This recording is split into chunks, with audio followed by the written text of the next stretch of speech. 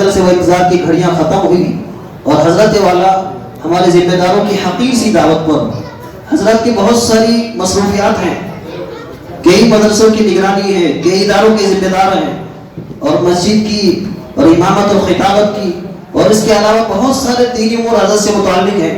حضرت والا سے درخواست کرتا ہوں کہ حضرت والا ہم سب کو اپنے بیان سے محظوظ فرمائیں۔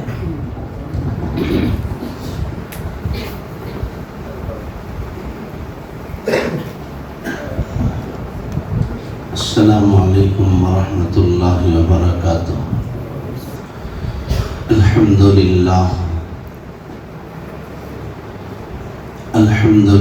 الذی بیدہ الملک وهو علی کل شیء قدیر۔ الحمد للہ الذی لہ ما فی السماوات وما فی الارض وهو الحکیم الخبیر۔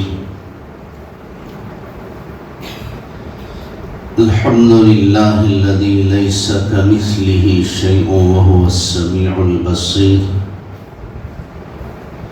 واشهد ان لا اله الا الله وحده لا شريك له، واشهد ان سيدنا ومولانا محمدا عبده ورسوله۔ اما بعد فقد قال الله تبارك وتعالى في القرآن المجيد والفرقان الحميد: فأعوذ بالله من الشيطان الرجيم، بسم الله الرحمن الرحيم. في جنات يتساءلون عن المجرمين ما سلككم في سقر؟ قالوا لم نك من المصلين ولم نك نطعم المسكين وكنا نخوض مع الخائضين وكنا نكذب بيوم الدين حتى أتانا اليقين فما تنفعهم شفاعة الشافعين فما لهم عن التذكرة معرضين. صدق الله العلي العظيم. وقال النبي صلى الله عليه وسلم: الجفاء ما الجفاء؟ قيل من يا رسول الله؟ صلى الله عليه وسلم قال: من سمع النداء فلم يجبه، أو كما قال رسول الله صلى الله عليه وسلم: اللهم صل على محمد وعلى آل محمد وبارك وسلم. اللهم بارك على محمد وعلى آل محمد وبارك وسلم وسلم تسليما كثيرا كثيرا. واجب الاحترام حضرات علماء کرام، بزرگان محترم و نوجوانان اسلام، میں سب سے پہلے اللہ رب العزت کی بارگاہ میں سجدہ شکر ادا کرتے ہوئے میرے اور آپ کے آقا امام المرسلین سید الاولین والآخرین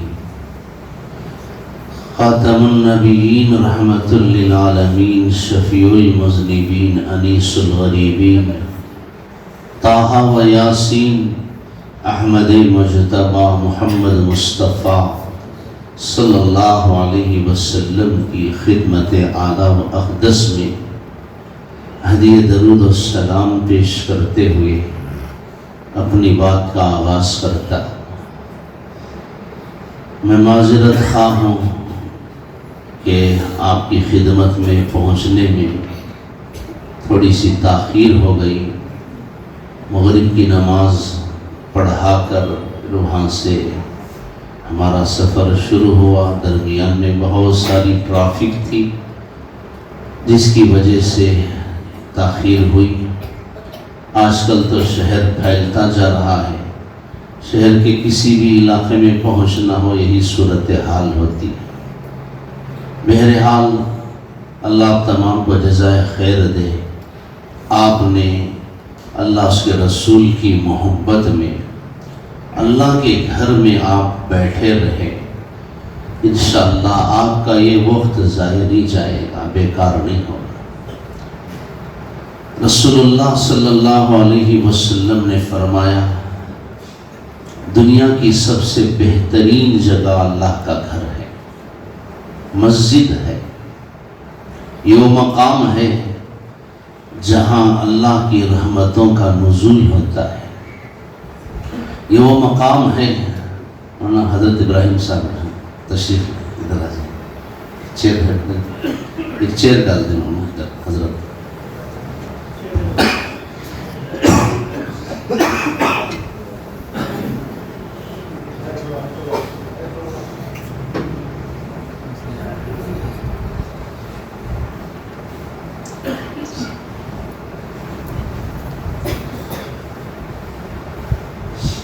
یہ وہ مقدس مقام ہے جہاں انسانوں سے کہیں زیادہ اللہ کے فرشتے ہوتے۔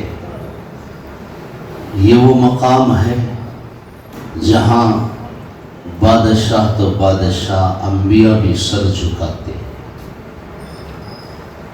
یہی وہ مقام ہے جہاں امیر و غریب سب ایک صف میں بیٹھ جاتے، ایک ہی صف میں کھڑے ہو گئے محمود و ایاز، نہ کوئی بندہ رہا نہ کوئی بندہ نواز۔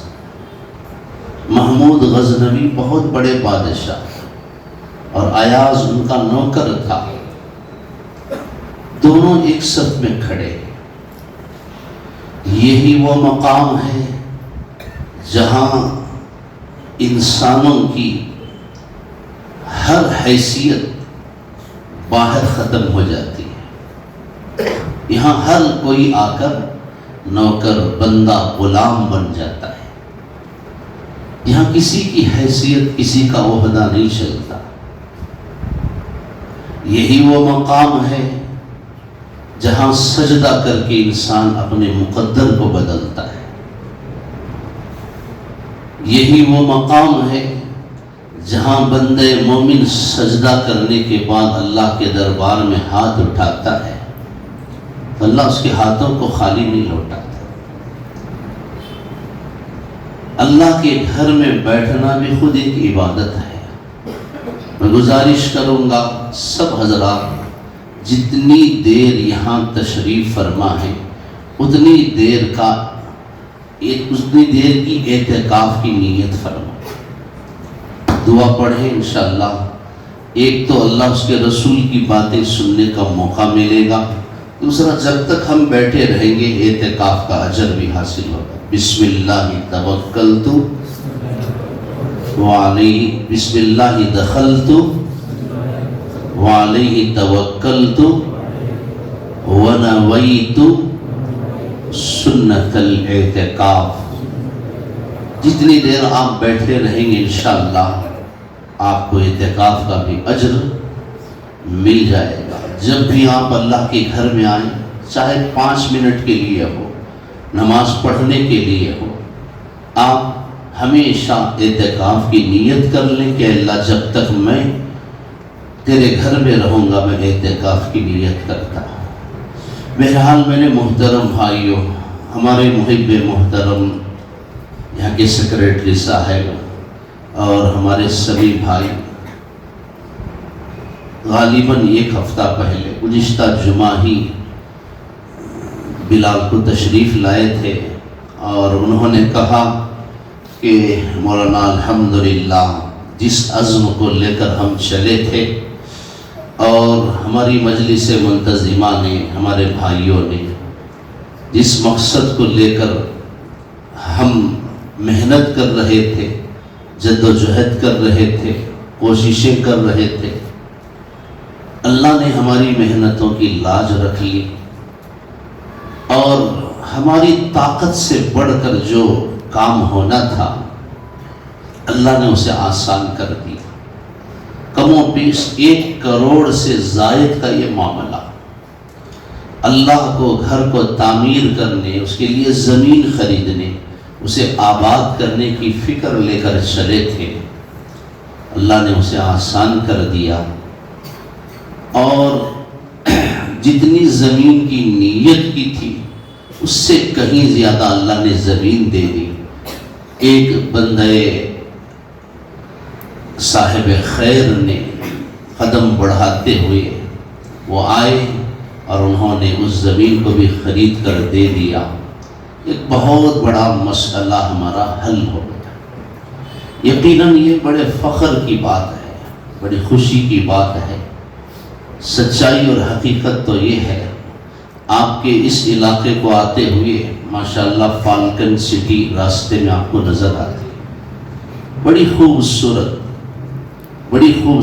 عمارتیں، بڑی شاندار عمارتیں، اور آج کل تو شہر بنگلور میں ایک سے بڑھ کر ایک عمارت۔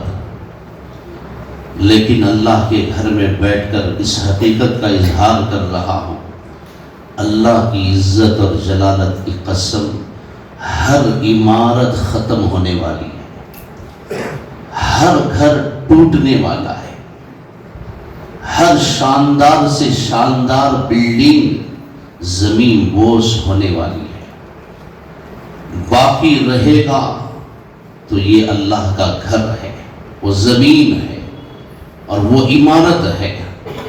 حضرات علماء کرام نے فرمایا کہ قیامت کی وہ سخت ترین ہوائیں اور وہ فرشتے کی چیخ و پکار، قیامت کا وہ خوفناک زلزلہ بھی مسجد کو توڑ نہیں سکتا۔ قیامت کے دن ہر عمارت ٹوٹ جائے گی، لیکن جتنے مساجد ہیں سب کو اللہ تعالیٰ عمارت سمیت اٹھائے گا اور سیدھے اسے جنت میں داخل کرے گا۔ اس کے علاوہ ہر عمارت ٹوٹنے والی ہے۔ مجھے بڑا فخر ہے آپ حضرات پر، بڑی خوشی ہوئی کارگزاری سن کر۔ غالباً 1 سال پہلے میں آپ کی خدمت میں حاضر ہوا تھا، مختصر سا مجمع تھا۔ اس وقت آپ حضرات کے سامنے تقاضا رکھا گیا، گزارش کی گئی، اللہ اس کے رسول کے نام پر میں نے آپ سے بھیک مانگی تھی، اللہ کے گھر کے لیے۔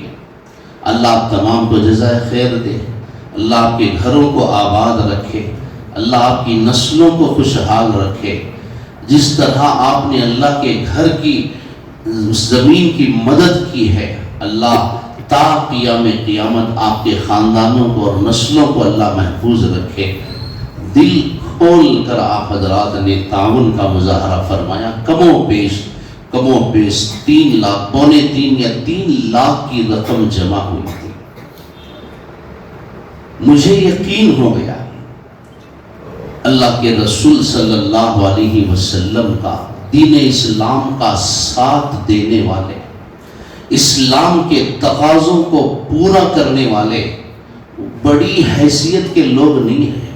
ہمیشہ سے آپ اسلام کی تاریخ پر نظر ڈالیں تو آپ کو اسلام کی مدد کرنے والے بڑے بڑے مالدار نظر نہیں آئیں گے، بڑے بڑے صاحب حیثیت، صاحب جائیداد افراد۔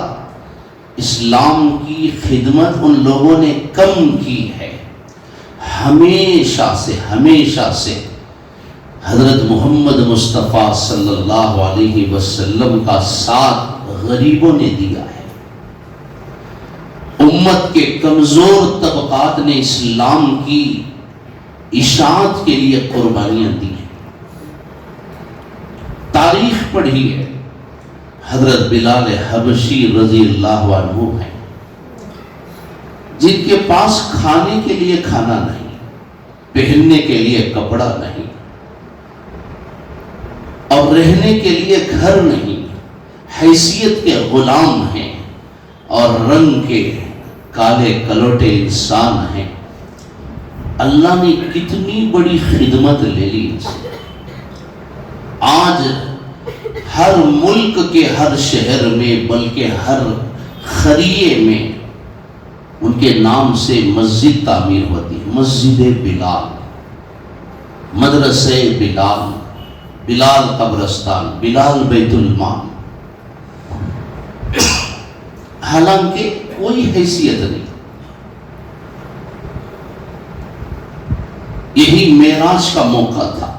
حضور اکرم صلی اللہ علیہ وسلم سفر سے واپس تشریف لائے. حضرت بلال حبشی رضی اللہ عنہ اندر آئے تو آپ ان کو دیکھ کر رونے لگے.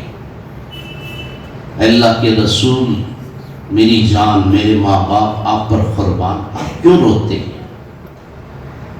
بلال حبشی رضی اللہ عنہ سے رسول اللہ صلی اللہ علیہ وسلم نے فرمایا کہ بلال، تجھے دیکھ کر روتا ہوں، آخر تیری وہ نیکی کیا ہے؟ آخر تو کیا کرتا ہے؟ اس لیے کہ میں جنت الفردوس میں پہنچا سیر و تفریح کے لیے، مجھے کسی کے جوتوں کی آواز سنائی دی، کسی کے مجھ سے آگے آگے چلنے کی آواز، کسی کے قدموں کی آہٹ مجھے سنائی دی. میں نے پوچھا جبرائیل یہ کون ہے مجھ سے آگے آگے جنت میں چل رہا ہے؟ جبرائیل نے جواب دیا اللہ کے رسول یہ آپ کے غلام، آپ کے مؤذن حضرت بلال حبشی ہے. تو کیا کرتا ہے؟ اللہ تجھے مجھ سے آگے جنت میں چلاتا ہے. اللہ کے رسول یہ آپ کی جوتیوں کا صدقہ ہے، یہ آپ کی برکت ہے، یہ آپ کی غلامی کی طاقت ہے. اللہ کے رسول بس ایک کام کرتا ہوں، جب بھی وضو ٹوٹ جاتا ہے وضو کر لیتا ہوں اور 2 رکعت نماز پڑھ لیتا ہوں. شاید اسی کی برکت سے اور آپ کی غلامی کی برکت سے اللہ نے مجھے وہ نعمت عطا فرمائی. اور کتنی بڑی شان ہوگی اس بلال کی. قیامت کے دن ساری انسانیت کھڑی ہوگی، جنت کا دروازہ بند ہوگا، آدم سے لے کر محمد صلی اللہ علیہ وسلم تک انبیاء بھی کھڑے رہیں گے، اور جنت کا داروغہ، جنت کا فرشتہ رضوان جنت کی چابی لے کر وہاں منتظر کھڑا ہوا ہوگا. ساری انسانیت آج انتظار میں ہے. جن لوگوں کے حق میں جنت کا فیصلہ ہو گیا وہ جنت میں جانے کے منتظر ہیں. انبیاء کھڑے ہیں لیکن فرشتہ ہے کہ دروازہ کھولتا نہیں. لوگ کہتے ہیں دروازہ کھولو، نہیں، اس وقت تک یہ دروازہ نہیں کھلتا جب تک کہ محمد الرسول اللہ صلی اللہ علیہ وسلم تشریف نہ لائے. جنت تمام نبیوں پر حرام ہے اس وقت تک جب تک کہ حضرت محمد مصطفیٰ صلی اللہ علیہ وسلم کا قدم جنت میں نہ پڑے. اللہ کا حکم ہے، میرے نبی کے دست مبارک سے آج اس کا افتتاح ہوگا. رسول اللہ صلی اللہ علیہ وسلم اپنی شان اونٹنی پر سوار، اللہ آپ کی شان کے مطابق جس سواری کا انتظام کریں گے، اللہ کے رسول صلی اللہ علیہ وسلم تشریف فرما ہوں گے، اونٹ کھڑا ہو جائے گا. فرشتے سے کہا جائے گا کہ آگے چلو. نہیں، یہ اونٹ آج آگے نہیں بڑھتا. پوچھے گا فرشتہ اللہ کے رسول اسے آگے چلائیے. فرشتہ اللہ سے سوال کرے گا، اللہ تیرے حبیب تشریف لا چکے ہیں اور اونٹ تیار ہے، لیکن اس کی نکیل، اس کی مہار، اس کی رسی پکڑ کر کون جائے گا؟ اللہ فرمائیں گے بلاؤ بلال حبشی کو، بلاؤ اس بندے کو جسے دین اسلام کے لیے ننگا کر کے پیٹا گیا، مارا گیا.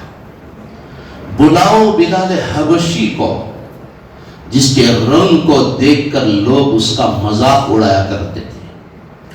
بلاؤ بلال حبشی کو جس کے گلے میں طوق ڈال کر رسی ڈال کر مکے کی پتھریلی زمین پر اس کی ننگی پیٹھ کو گھسیٹا جاتا تھا. بلاؤ بلال حبشی کو جن کے ننگی پیٹھ پر ان کا آقا کوڑے مارا کرتا تھا. بلاؤ اس بلال کو جو مسجد نبوی میں اذان دیتا تھا. آج اللہ نے اس کی قیمت لگائی ہے.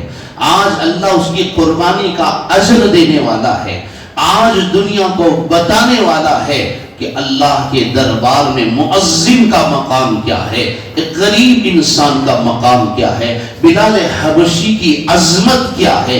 آج اللہ کو اللہ انسانیت کو دکھانا چاہتے ہیں. چنانچہ اللہ فرمائیں گے بلاؤ بلال حبشی کو, وہ میرے حبیب کی اونٹنی کی مہار رسی پکڑ کر پہلے جنت میں وہ جائے گا, بعد میں میرے حبیب جائیں گے. اسی لیے میرے محترم بھائیوں, کسی بھی غریب کو, کسی بھی بے حیثیت انسان کو دیکھ کر اس کی توہین نہ کرو, اس کی تحقیر نہ کرو, اسے حقیر نہ سمجھو. پتہ نہیں اللہ نے کس کے اندر کیا خوبیاں رکھی ہیں. حضرت حسن بصری رحمت اللہ علیہ جو چاروں سلسلوں کے امام ہیں, 120 صحابہ کرام کی انہوں نے زیارت کی ہے. 120 صحابہ کرام سے انہوں نے علم حاصل کیا ہے. حضرت حسن بصری رحمت اللہ علیہ فرماتے ہیں مجھے کتے کو دیکھ کر کتا کہتے ہوئے ڈر لگتا ہے کہیں مجھے بھی اللہ کتا نہ بنا دے. یہ اذان ہو رہی جی اذان دے. بیان کے اختتام پر نماز پڑھی جائے گی. آپ حضرات اطمینان سے تشریف رکھیں, بیٹھیں گے انشاءاللہ. ایک مرتبہ پوری محبت اور عقیدت کے ساتھ درود شریف پڑھ لیں. اللہم صلی.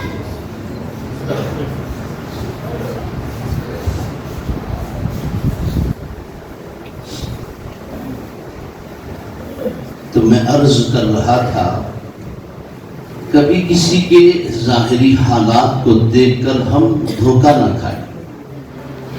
رسول اللہ صلی اللہ علیہ وسلم نے فرمایا رب اشعث مدفوع بالابواب لو اقسم علی اللہ لابرہ. بہت ساری میری امت کے ایسے احباب ہوں گے سیدھے سادے پراگندہ بال میلے کچیلے کپڑے پہنے ہوئے اور فاقہ مست لوگ ہوں گے. لوگ ان کو کوئی عزت نہیں دیتے, ان کی طرف توجہ نہیں کرتے, کوئی ان کو پوچھ کر نہیں دیکھتا. کسی تقریب میں جائیں تو لوگ ان کی طرف کوئی توجہ نہیں کرتے.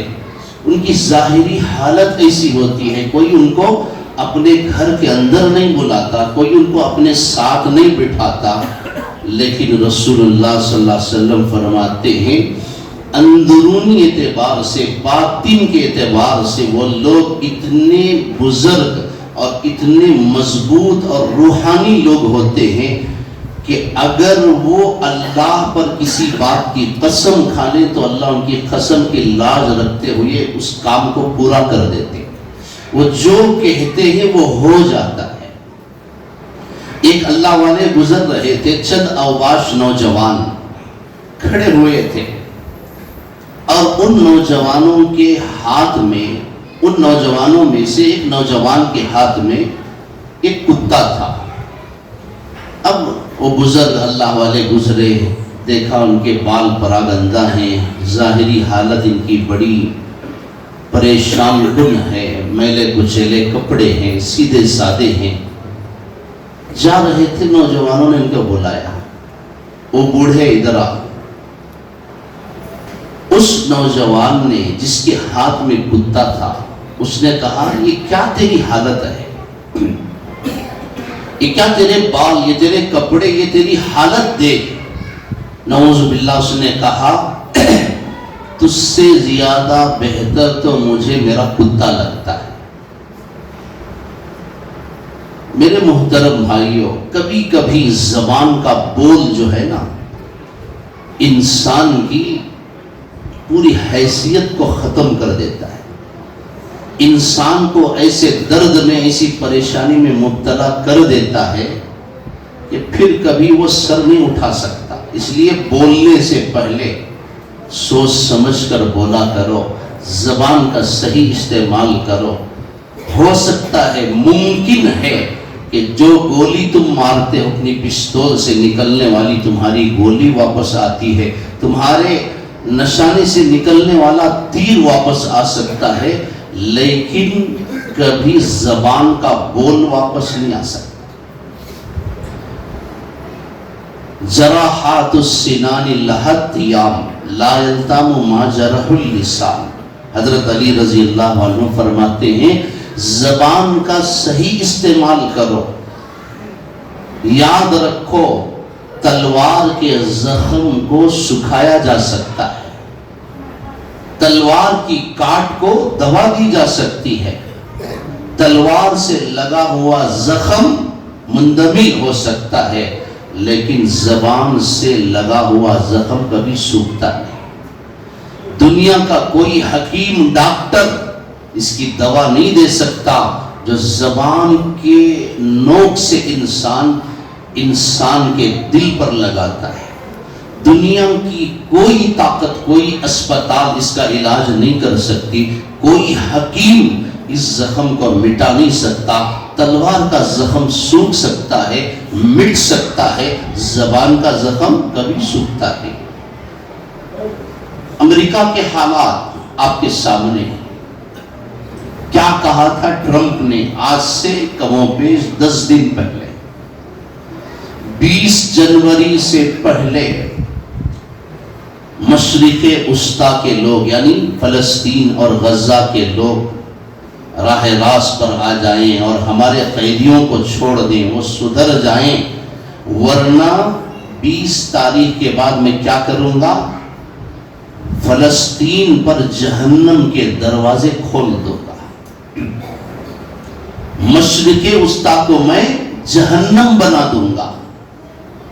اللہ نے فرمایا چل بدبخت، تیری بات کو ہم قبول کرتے ہیں، تیرے اس قول کو ہم محفوظ کر لیں گے۔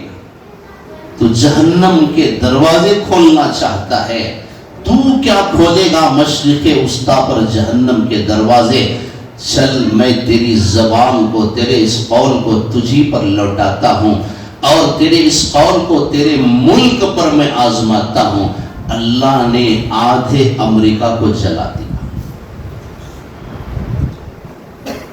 حالات کیا ہوئے دیکھیں آپ حضرات، عبرت کی نگاہ سے دیکھیں۔ قرآن کہتا ہے فَاعْتَبِرُوا يَا أُولِي الْأَبْصَارِ، اگر تمہارے اندر عقل ہے، کچھ ہوش ہے، اگر تم کچھ سوچ سکتے ہو، اگر کچھ تم صحیح فیصلہ لے سکتے ہو، تو ان حالات کو دیکھ کر عبرت حاصل کرو۔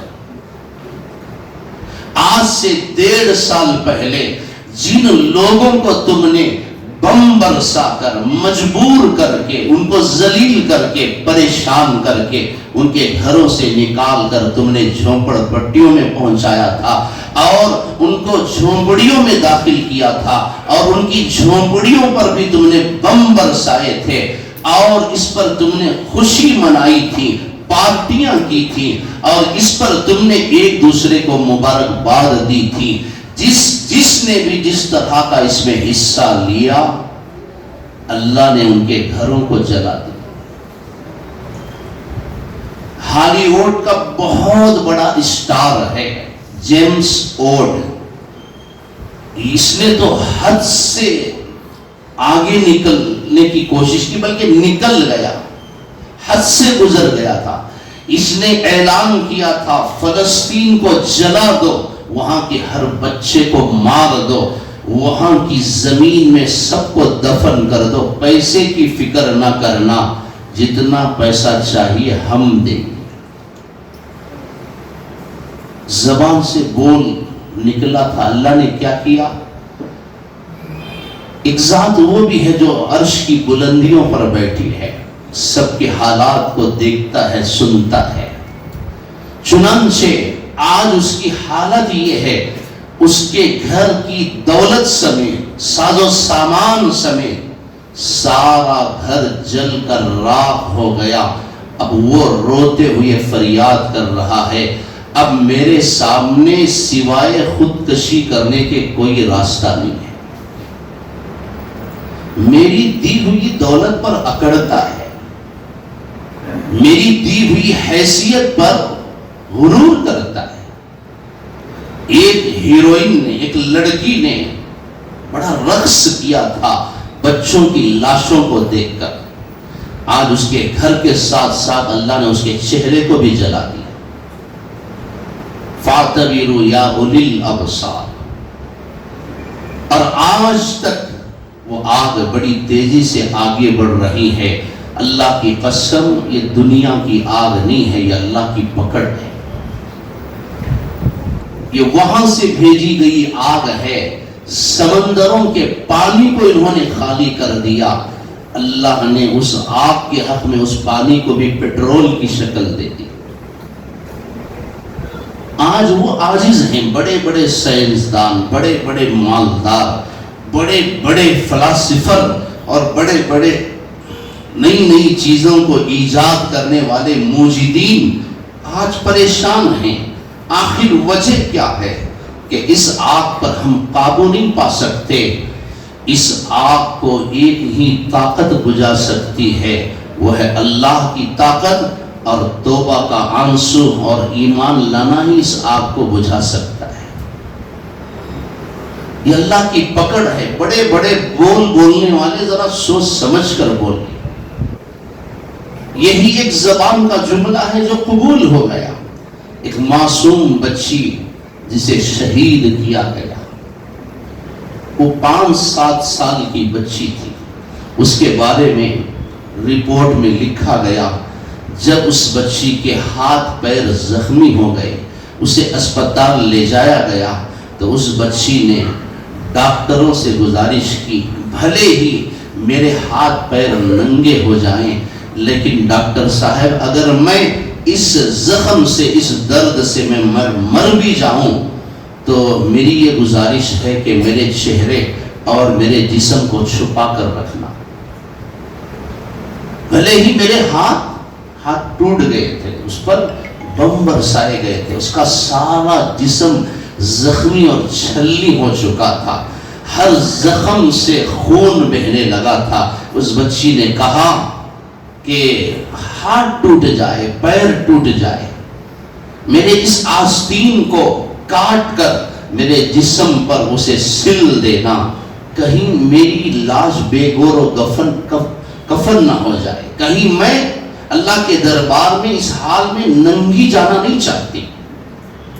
اور اس نے کہا تھا میں کہ اللہ کے دربار میں جا کر میں اللہ سے فریاد کروں گی، شکایت کروں گی۔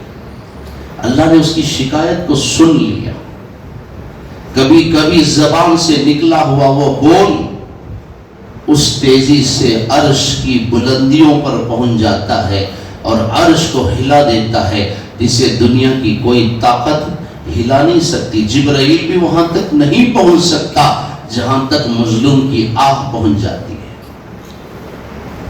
میرے محترم بھائیوں، بڑے بڑے بولنے والے متکبر لوگ، جن کو مال کا گھمنڈ ہوتا ہے، عہدے کا زعم ہوتا ہے اور طاقت کا غرور ہوتا ہے، ہماری کیا اوقات ہے، ہماری کیا حیثیت ہے؟ بڑے بڑے نمرودوں کو اللہ نے مچھر سے مار دیا، فرعون کو پانی میں ڈبو دیا۔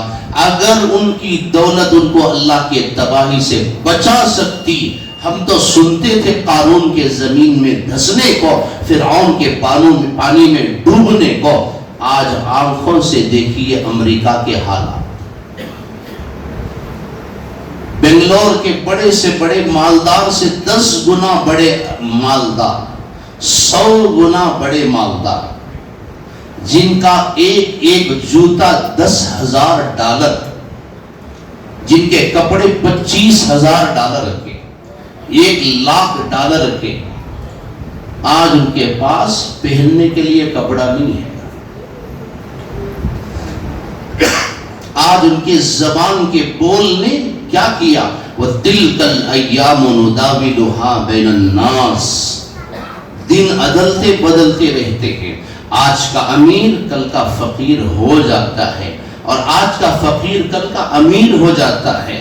اللہ کی دی ہوئی نعمت پر اکڑو نہیں، غرور نہ کرو۔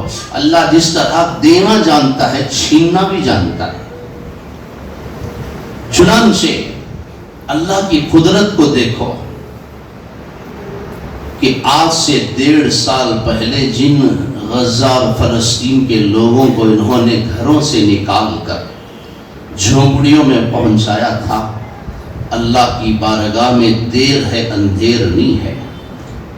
اللہ کا فیصلہ ہے لا تحسبن اللہ غافلا عما يعمل الظالمون۔ اللہ فرماتے ہیں میں کسی ظالم کے ظلم سے غافل نہیں ہوں۔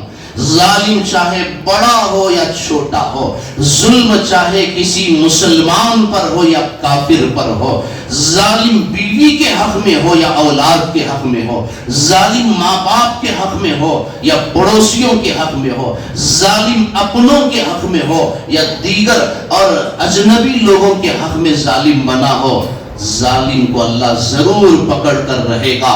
لا تحسبن اللہ غافلا عما يعمل الظالمون، اللہ ظالموں کے ظلم سے غافل نہیں ہے۔ اللہ نے کیا کیا؟ 1.5 سال کے بعد آج حالات پلٹ گئے۔ آج امریکہ کے لاس اینجلس میں، کیلیفورنیا کی اس ریاست اور اس خوبصورت خطوں اور علاقوں میں ایکڑوں زمین پر پھیلے ہوئے شاندار محل میں زندگی گزارنے والے آج وہ باہر نکل کر جھونپڑیوں میں آ گئے، اور 1.5 سال سے جھونپڑیوں میں رہنے والے فلسطینی آج گھروں کو جا رہے ہیں۔ آج اللہ نے ان مظلوموں کے مقام پر ان کو پہنچا دیا، اور ان کے مقام پر اللہ نے ان کو پہنچا دیا۔ یہ آہ ہے، یہ زبان سے نکلنے والے بول ہیں، یہ معصوم فریاد ہے، یہ مظلوم کی پکار ہے، جس سے اللہ عرش کی بلندیوں پر اٹھا لیتا ہے۔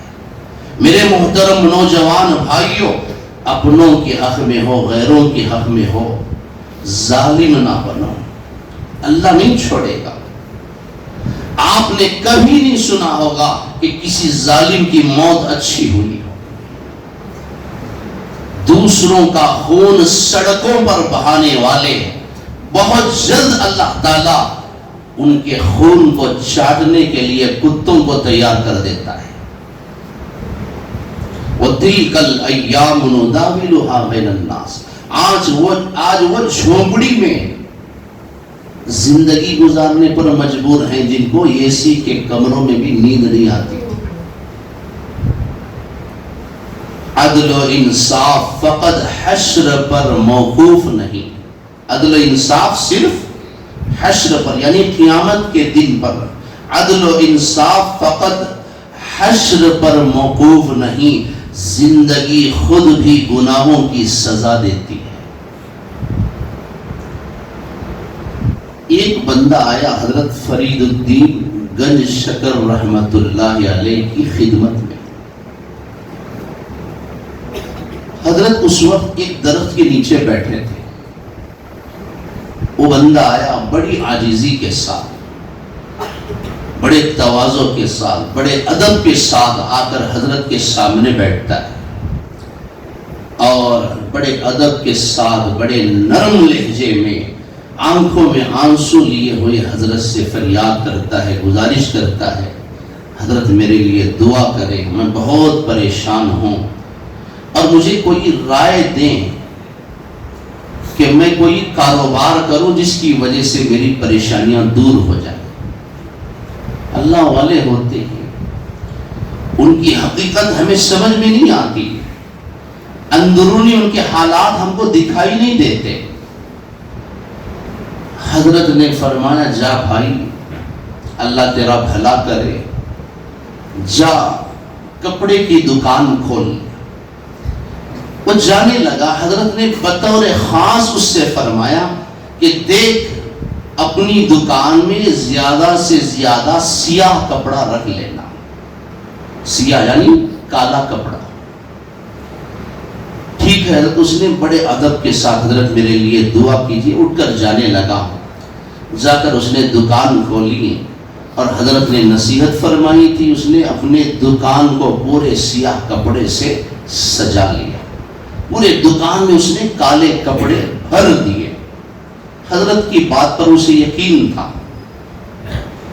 2 دن گزرے تھے، کسی ایک رئیس آدمی کا، ایک عزت دار بندے کا انتقال ہو گیا جس سے سارے لوگ محبت کرتے تھے۔ اللہ کے بندے ہوتے ہیں، ان کی زندگی ایسی گزرتی ہے، جب ان کے جنازے اٹھتے ہیں تو ان کے اپنوں سے کہیں زیادہ محلے کے لوگ، پڑوس کے لوگ ان کے جنازے پر آنسو بہاتے ہیں۔ حدیث میں تو ہے کہ اللہ کے کچھ بندے ایسے ہوتے ہیں جب ان کا انتقال ہوتا ہے تو جس دروازے سے ان کا رزق اترتا تھا اور جس دروازے سے ان کے اعمال اوپر کی طرف جاتے تھے، وہ دروازہ بھی ان پر رونے لگتا ہے۔ وہ زمین جہاں وہ چلتے پھرتے تھے، وہ زمین ان کے حق میں آنسو بہاتی ہے۔ وہ گلی کے کتے بھی اس کے جنازے کو دیکھ کر رونے لگتے ہیں۔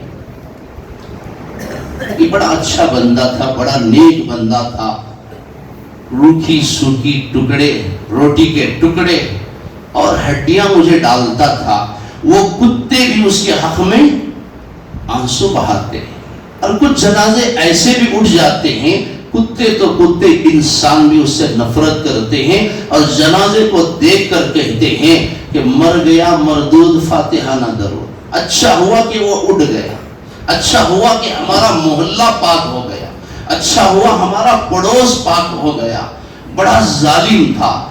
کچھ ایسے بھی تبصرے ہوتے ہیں۔ میرے محترم بھائیوں، زندگی اس طرح ہم گزار کے جائیں کہ ہمارے جنازے کو دیکھ کر ہمارے محلے کے انسان تو انسان، ہمارے گلی کا کتا بھی رونے لگے۔ ایسی زندگی نہ گزاریں کہ لوگ کہیں بد دعائیں دینے پر مجبور ہو جائیں، جنازے کو دیکھ کر خوش ہو جائیں۔ اللہ کی قسم کھا کر کہتا ہوں، کئی لوگوں کو میں نے ایسا دیکھا کہ حضرت اللہ کا بڑا شکر ہے کہ فلاں ظالم مر گئے، حضرت اللہ کا بڑا شکر ہے کہ فلاں صاحب بڑا ظلم کرتے تھے، جب بھی مسجد کو آتے ہمیں تکلیف دینے والے بول بولتے تھے۔ مسجد کے خادموں سے میں نے سنا ہے۔ میرے محترم بھائیوں، مجھے نہیں پتا، میں نہیں جانتا، میں اللہ کے گھر میں بیٹھ کر کے اللہ کی قسم میں نے سوچا نہیں کہ یہ بات آپ سے کرنی ہے۔ میں عنوان کیا شروع کیا، میں کس پر بات کر رہا ہوں، یہ اللہ کی جانب سے میرے ذہن میں، میری زبان پر یہ باتیں آ رہی ہیں۔ میں سوچ رہا تھا، میں کل ہی سفر سے واپس آیا ہوں، اللہ کا شکر ہے۔ جے پور میں ایک بہت بڑا پروگرام تھا، 70-75 طلبہ انہوں نے افتاء کی، یعنی مفتی بن کر وہ فارغ ہوئے، تو وہاں جلسہ تھا۔ جے پور چونکہ اجمیر سے بالکل قریب ہے، اللہ کا شکر ہے میں زیارت کے لیے اجمیر کو بھی گیا، جو چہارشنبے کے دن وہاں ایک مدرسہ ہے ترتیل القرآن کے نام سے۔ چہارشنبے کے دن صبح میں اس مدرسے میں پروگرام تھا اجمیر میں، وہاں بیان کر کے جے پور آیا۔ جے پور کی شام، اس دن چہارشنبے کی شام میں وہاں پروگرام تھا۔ پھر کل صبح میں 5:30 بجے وہاں سے نکلے، 8 بجے یہاں پہنچے۔ بہرحال پورا وقت ہمارا سفر میں چلا گیا، اور آج ایسے بھی جمعہ تھا، کل ہماری تیاری شروع ہوئی جمعہ کی۔ آپ حضرات کا جلسہ ہے، مجھے موقع ہی نہیں ملا کہ میں کچھ دیکھ سکوں یا کچھ مطالعہ کر سکوں۔ چلیے اللہ جو چاہے گا ہماری زبان پر لائے گا، میں ہمت کر کے آ گیا۔ بہرحال شاید اس وقت اس مجمع کی ضرورت ہوگی ان باتوں کی، اللہ میری زبان پر لا رہا ہو۔ بہرحال میں آپ سے یہی گزارش کروں گا، کئی لوگوں کی زبان سے ہم ایسے سنتے ہیں، تو ہم زندگی ایسے گزارے کہ کوئی کسی کو ہماری ذات سے تکلیف نہ ہو، کسی کو ہم پریشان نہ کریں، کسی کے حقوق کو ہم ضائع نہ کریں۔ چنانچہ وہ بندہ بڑے ادب کے ساتھ گزارش کر کے چلا گیا، جا کر اس نے کالا کپڑا خرید لیا اور اس بندے کا انتقال ہوا۔ اس زمانے میں یہ دستور تھا، آج بھی کچھ گھروں میں اور کچھ علاقوں میں یہ دستور چلتا ہے، جو بھی بندہ انتقال ہو جاتا لوگ اس کے جنازے میں ماتم کے طور پر، غم کے طور پر وہ سیاہ کپڑا پہن کر اس کے جنازے میں آتے تھے۔ 2 روز گزرے تھے دکان کھول کر، بندے کا انتقال ہوا، سارا شہر اس کی دکان میں آیا اور سارا وہ سیاہ کالا کپڑا لوگوں نے خرید لیا۔ 2-4 دن میں یہ بندہ کروڑ پتی بن گیا۔ اب دولت عام طور پر انسان کے ذہن میں، دل میں اکڑ پیدا کرتی ہے، غرور پیدا کرتا ہے۔ اکثر لوگ دولت کی وجہ سے متکبر بن جاتے ہیں، مغرور ہو جاتے ہیں، ان کو کوئی نظر ہی نہیں آتا، ان کو تو آسمان، صرف وہ آسمان دیکھتے ہیں، نیچے کی زمین ان کو نظر ہی نہیں آتی۔ کسی کو سلام کرنا تو کیا کسی کے سلام کا جواب دینا بھی وہ ضروری نہیں سمجھتے۔ ایسے بہت سارے مغروروں کو، متکبروں کو دنیا نے دیکھا ہے۔ چنانچہ پھر دوبارہ وہ بندہ حضرت کی خدمت میں آیا، لیکن اب کی بار اس کا انداز اور اس کا لب و لہجہ الگ تھا۔ پہلی مرتبہ اس نے بڑے ادب کا مظاہرہ کیا، اب کی بار وہ گھوڑے پر سوار ہو کر آئے۔ صرف 8 دن کا فاصلہ تھا۔ 8 دن کے بعد آیا گھوڑے پر سوار ہو کر، اور بڑا فاخرانہ لباس اس نے پہن رکھا تھا۔ پہلی بار تو بڑے ادب کے ساتھ آ کر بیٹھا تھا، اب کی بار اس نے گھوڑے پر بیٹھے ہوئے، ٹانگ ہلاتے ہوئے اس نے دور سے پوچھا حضرت سے کہ او بوڑھے، اب کی بار کیا خریدو؟ بات سمجھ میں آ رہی ہے؟ وہ بوڑھے، اب کی بار کیا خریدو؟ پچھلی بار تو نے سیاہ کپڑا خریدنے کا مجھے حکم دیا، مجھے نصیحت کی تھی، اب بتا کہ اب اس مرتبہ میں کیا تجارت کروں، کس میں اپنا پیسہ لگاؤں؟ وہ اللہ والے ہیں، وہ جواب نہیں دیتے، ان کا جواب اللہ دیتا ہے۔ وہ خاموش ہوتے ہیں، وہ جس سے فریاد کرنا ہے کر لیتے ہیں، نہ بھی کریں تو وہ ذات بیٹھی ہے، وہ سب کچھ سمجھ جاتا ہے، وہ سب کچھ دیکھ لیتا ہے۔ حضرت نے کچھ نہیں فرمایا، بے ادب گستاخ کچھ نہیں کہا۔ وہ بوڑھے، اب کی بار کیا خریدو؟ حضرت نے کہا کہ جا پھل فروٹ میوے خرید لے، خاص طور سے کچا سودا لے، پھل فروٹ لے، تربوز خرید لے۔ اب وہ گیا، بڑے فخر سے گھوڑے کو پھراتے، لگام دوڑاتے ہوئے اور بڑے متکبرانہ انداز میں، بڑے غرور کی چال چلتے ہوئے وہ مڑ کر واپس جانے لگا۔ اب کی بار نہ اس نے دعا کی درخواست کی، نہ اس نے کچھ ادب کیا۔ اب جا کر اس نے سارے باغات کے پھل خرید لیے، لا کر اس نے گورڈن میں جمع کر دیا۔ جب پورا مال جمع ہو گیا، پورا گورڈن بھر گیا، تو لاک ڈاؤن پڑ گیا۔ کیا ہوا؟ کووڈ آ گیا، لاک ڈاؤن پڑ گیا، یا کچھ حالات ایسے آ گئے کہ سارا شہر بند ہو گیا۔ اب 2 دن گزرے، 4 دن گزرے، 1 ہفتہ گزرا، سارے پھل سڑنے لگے اور پانی بہنے لگا، سارا شہر بدبودار ہو گیا۔ سارے لوگ اسے تانے دینے لگے، جوتے مارنے لگے کہ تیری وجہ سے ہم پریشان ہیں۔ اب یہ پریشان ہوا، کیا کروں؟ ساری دولت پانی میں بہہ گئی، کچے سودے کی نظر ہو گئی۔ اب اسے پتا چلا کہ ہاں مجھ سے غلطی ہوئی ہے۔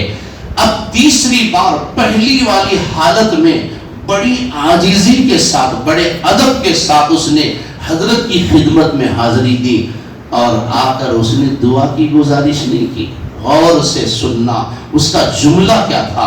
کہنے لگا کہ حضرت یہ آپ نے مجھے کیسی سزا دے دی، یہ کیا سزا دے دی آپ نے مجھے؟ حضرت کا جواب کیا تھا؟ غور سے سننا اور زندگی میں اسے یاد رکھنا۔ حضرت نے فرمایا کہ بیٹا میں نے نہیں، تیرے لہجے نے تجھے فقیر بنایا ہے، تیری زبان کے بول نے تجھے فقیر بنایا ہے، یہ تیرے تکبر کا بول ہے، تیری ساری دولت اس تیرے بول کی نظر ہو گئی، تیرے لہجوں نے تجھے سزا دی ہے۔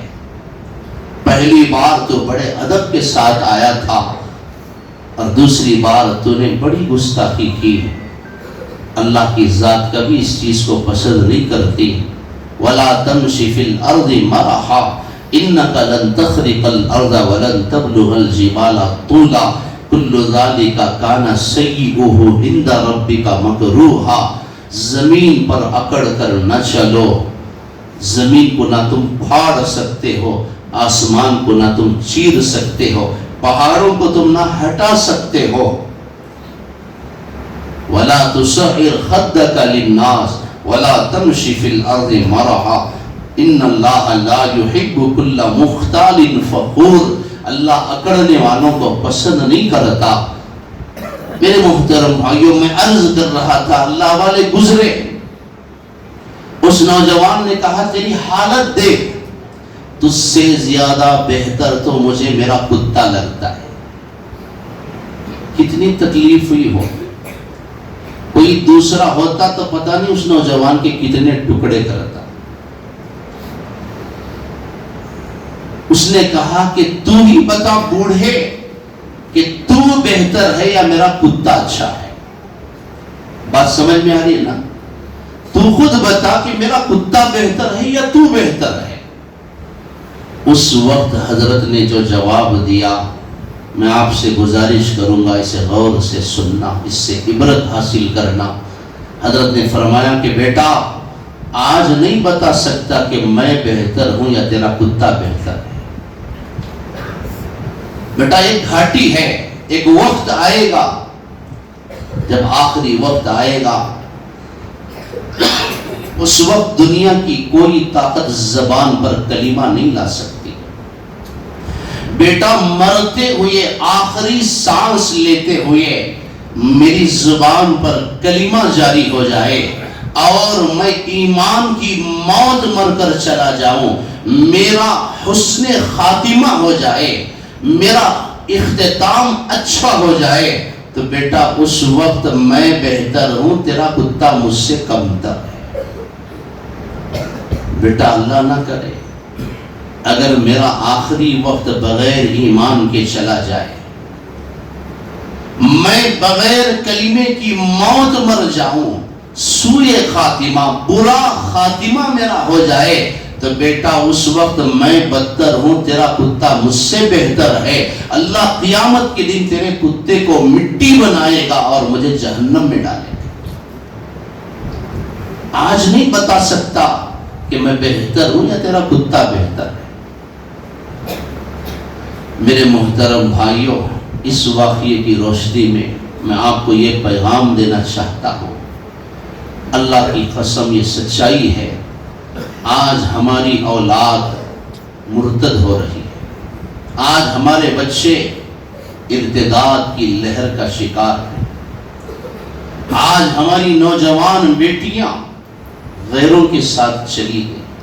ہر دن سوشل میڈیا کی یہ واقعات زینت بن رہے ہیں۔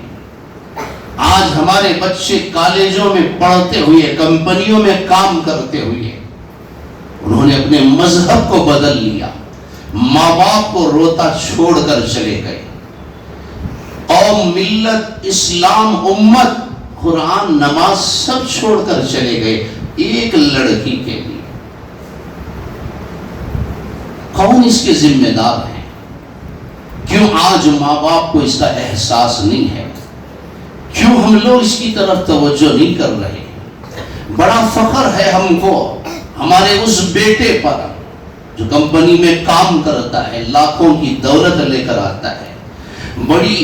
بڑا فخر ہے اور ہونا بھی چاہیے ہماری اس بچی پر جس نے امتیازی نمبرات سے کامیابی حاصل کی اور بڑے بڑے عہدوں پر وہ فائز ہے۔ لیکن کیا ماں باپ کا فرض صرف اتنا ہے کہ اولاد کے لیے اچھے کھانے، اچھے کپڑے، اچھے اسکول، اچھی کالج، اچھی گاڑی، اچھا موبائل، اچھی کمپنی کا انتظام کر دے؟ کیا اس کے علاوہ ماں باپ کی کچھ اور ذمہ داری نہیں ہے؟ اس سے بڑی ذمہ داری ماں باپ کی یہ ہے کہ اولاد کے ایمان کی، عقیدے کی اور ان کے کردار کی، ان کے اخلاق کی اور ان کی عزت کی، عصمت کی حفاظت کر۔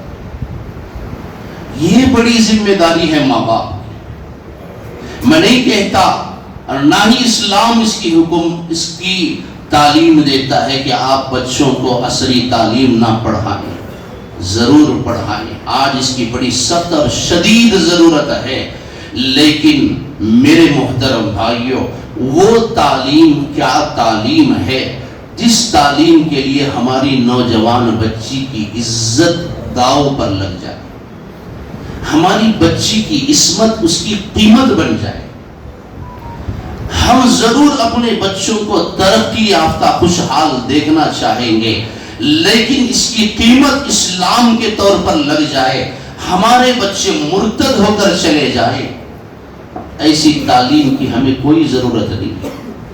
اس سے زیادہ بہتر اچھا یہ ہے کہ ہماری بچیاں جاہل ہو کر، ان پڑھ ہو کر گھروں کے اندر بیٹھی رہیں، کم سے کم ان کی عزت بچ جائے۔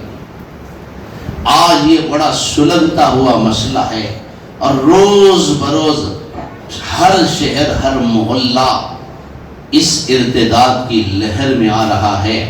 آج ان بچوں کی زندگیوں کو بچانا ہمارا سب سے بڑا فرض ہے۔ مساجد کو تعمیر کرنا بے شک بہت بڑا عمل ہے، لیکن اس ارتداد کو روکنا مساجد کو تعمیر کرنے سے بڑی فضیلت ہے۔ یہ بہت بڑا کام ہے جو آج ہم خاص طور سے مسلمان نوجوانوں کو کرنا ہے۔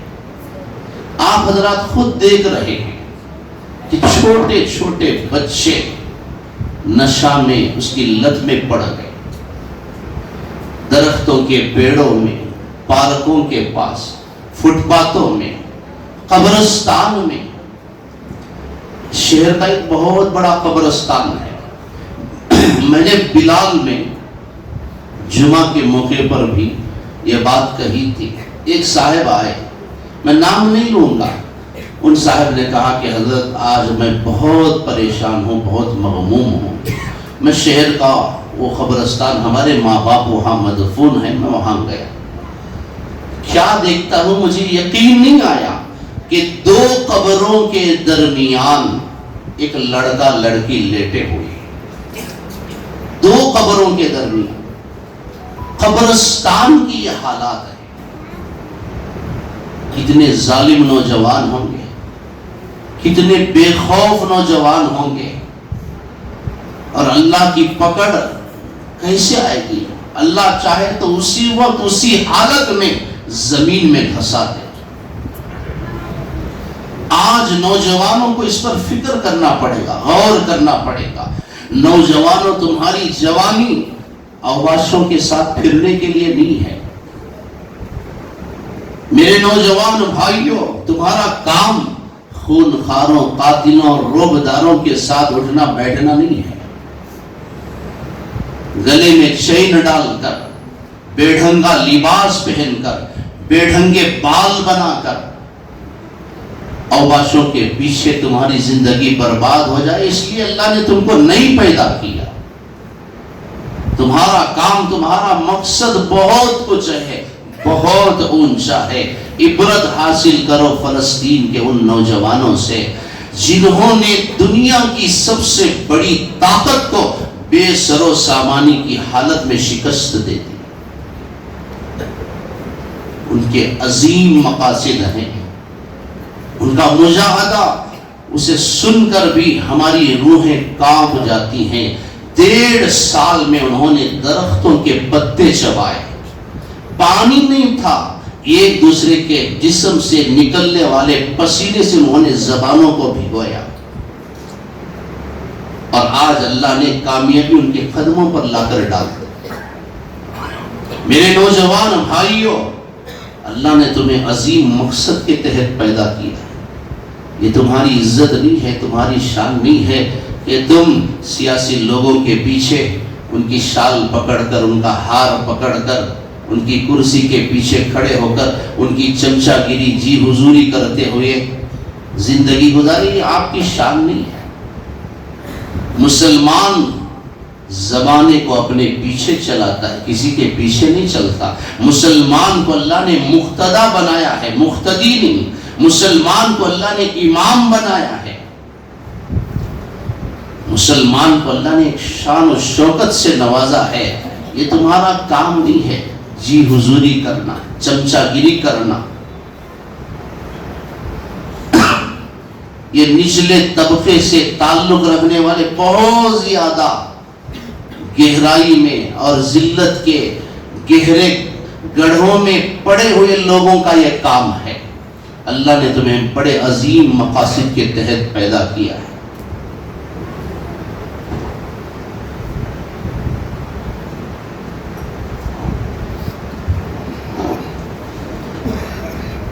تو آج خاص طور سے 2 چیزیں بہت زیادہ ہو رہی ہیں۔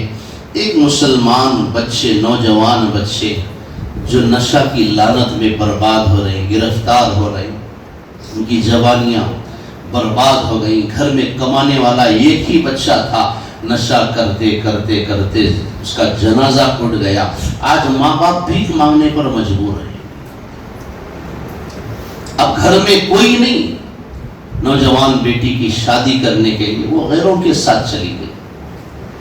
کہاں سے دیں گے ظالموں کو جہیز؟ کہاں سے دیں گے ان کو گاڑی، جوڑے کی رقم، ان کے شکرانے اور نکاح کے اور دعوتیں، ان کی جمعگیاں اور ان کے ولیمے، ان کے ٹھاٹ باٹ، جھوٹی شان؟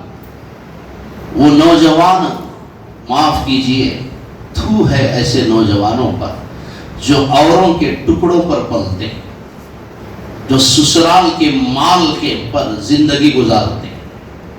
تھو ہے ایسے بھکاریوں پر۔ اللہ کی قسم، مسجد کی سیڑھیوں پر بیٹھ کر اللہ کے نام پر بھیک مانگنے والے یہ چھوٹے بھکاری ہیں۔ بیٹے اور بیٹی کی شادی میں بطور خاص نوجوان بیٹے کا سودا کرتے ہوئے لڑکی والوں سے گاڑی، جہیز، جوڑا اور فلاں اتنے لوگوں کی دعوت مانگنے والے، ہمت سے کہو، علل اعلان کہو، مسجد کے ممبر پر کہو، یہ محلے کے سب سے بڑے بھکاری ہیں۔ ان کو ناموں سے نہ پکارو، یہ کہہ کر اے محلے کے بڑے بھکاری ادھر آ، تب بھی ان کو غیرت نہیں ہو۔ بہت حد تک یہ بھکاری ظالم ذمہ دار ہیں ہماری نوجوان بچیوں کے مرتد ہونے کے۔ ہم نے تنگ کر دیا۔ نکاح کو اللہ کے رسول نے آسان کیا تھا۔ بھلا دیکھو تو صحیح، حضرت محمد مصطفیٰ صلی اللہ علیہ وسلم کی بیٹی سے بڑھ کر کون سی بیٹی مقدس ہو گئی؟ نکاح کا وقت آیا، حضرت علی رضی اللہ عنہ کے ساتھ رسول اللہ صلی اللہ علیہ وسلم نے بچی کا نکاح طے کر دیا۔ امام الانبیاء ہے، امت کے سامنے نمونہ رکھنا ہے۔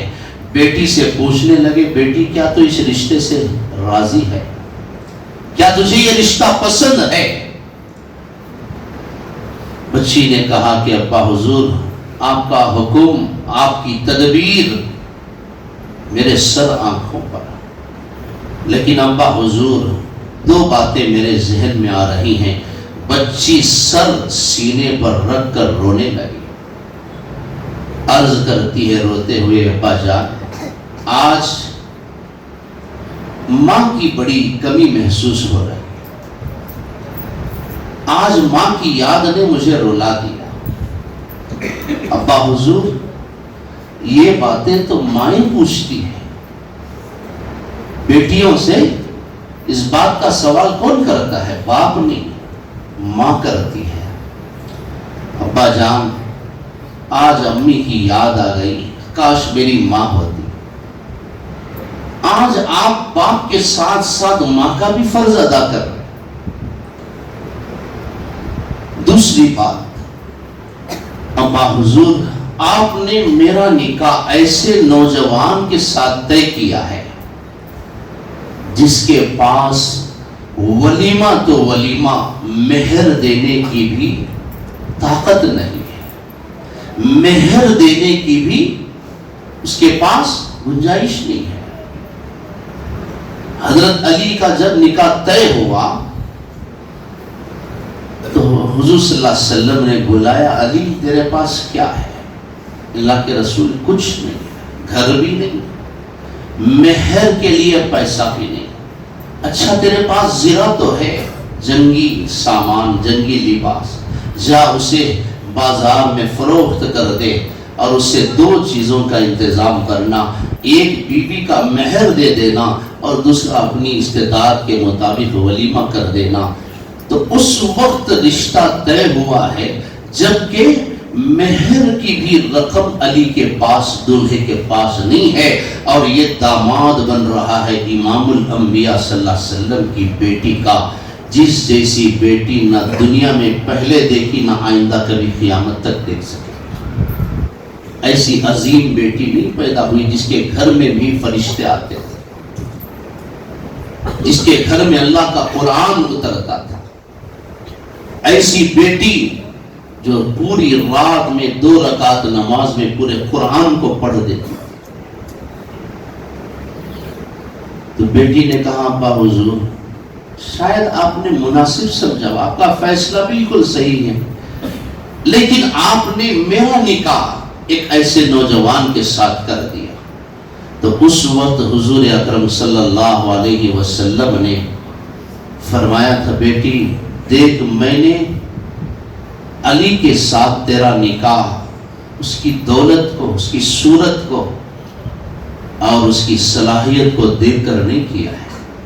بیٹی سن لے، اللہ نے پوری دنیا کے مردوں میں 2 مردوں کو بڑی عزت دی ہے، بڑی فضیلت عطا فرمائی ہے. بیٹی تجھے مبارک ہو، ان میں سے ایک تیرا باپ ہے، دوسرا تیرا شوہر ہے.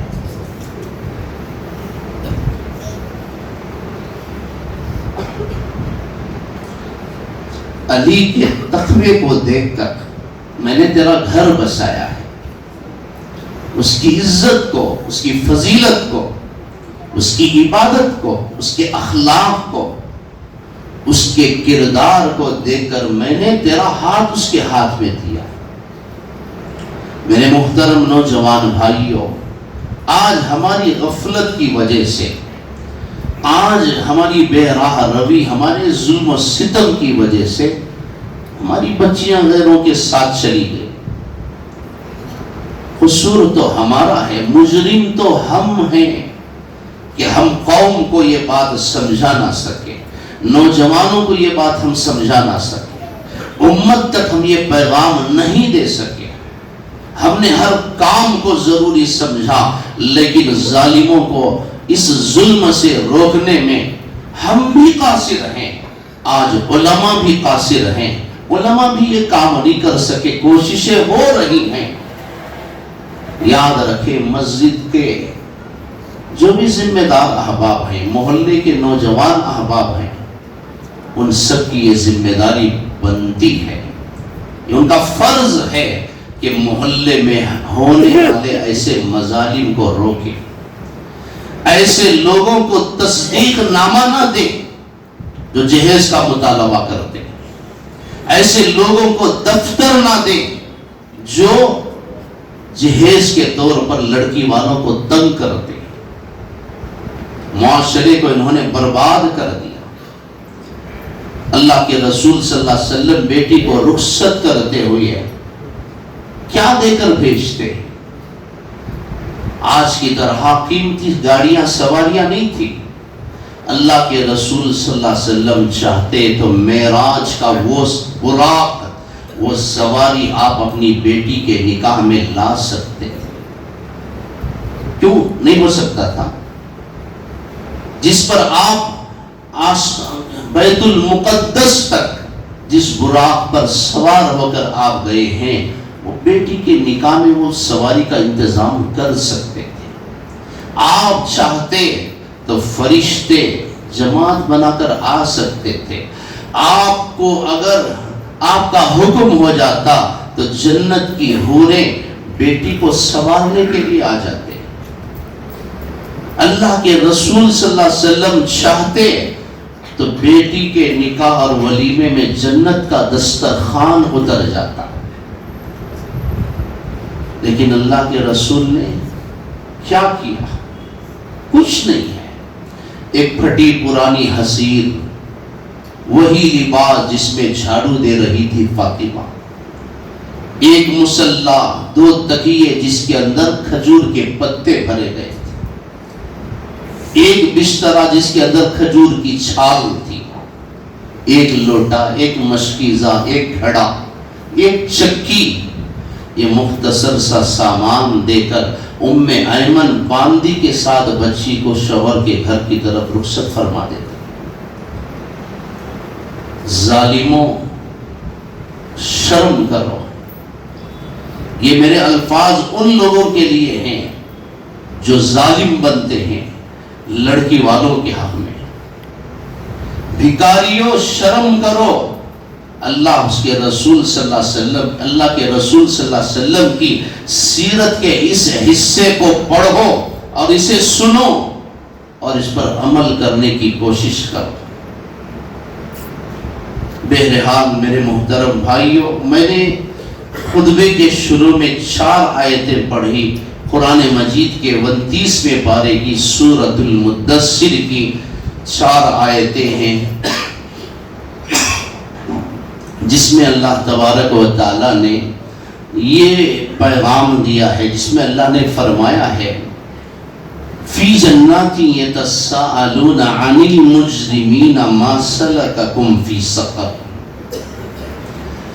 قیامت کے دن اللہ جب جنتیوں کو جنت میں، جہنمیوں کو جہنم میں بھیج دیں گے، فیصلہ ہو جائے گا، تو جنتی اپنے کچھ چند دوستوں کو یاد کریں گے کہ فلاں بندہ جو ہمیں نظر آتا تھا لیکن جنت میں وہ کہیں دکھائی نہیں دیتا، کہیں وہ نظر نہیں پڑتا.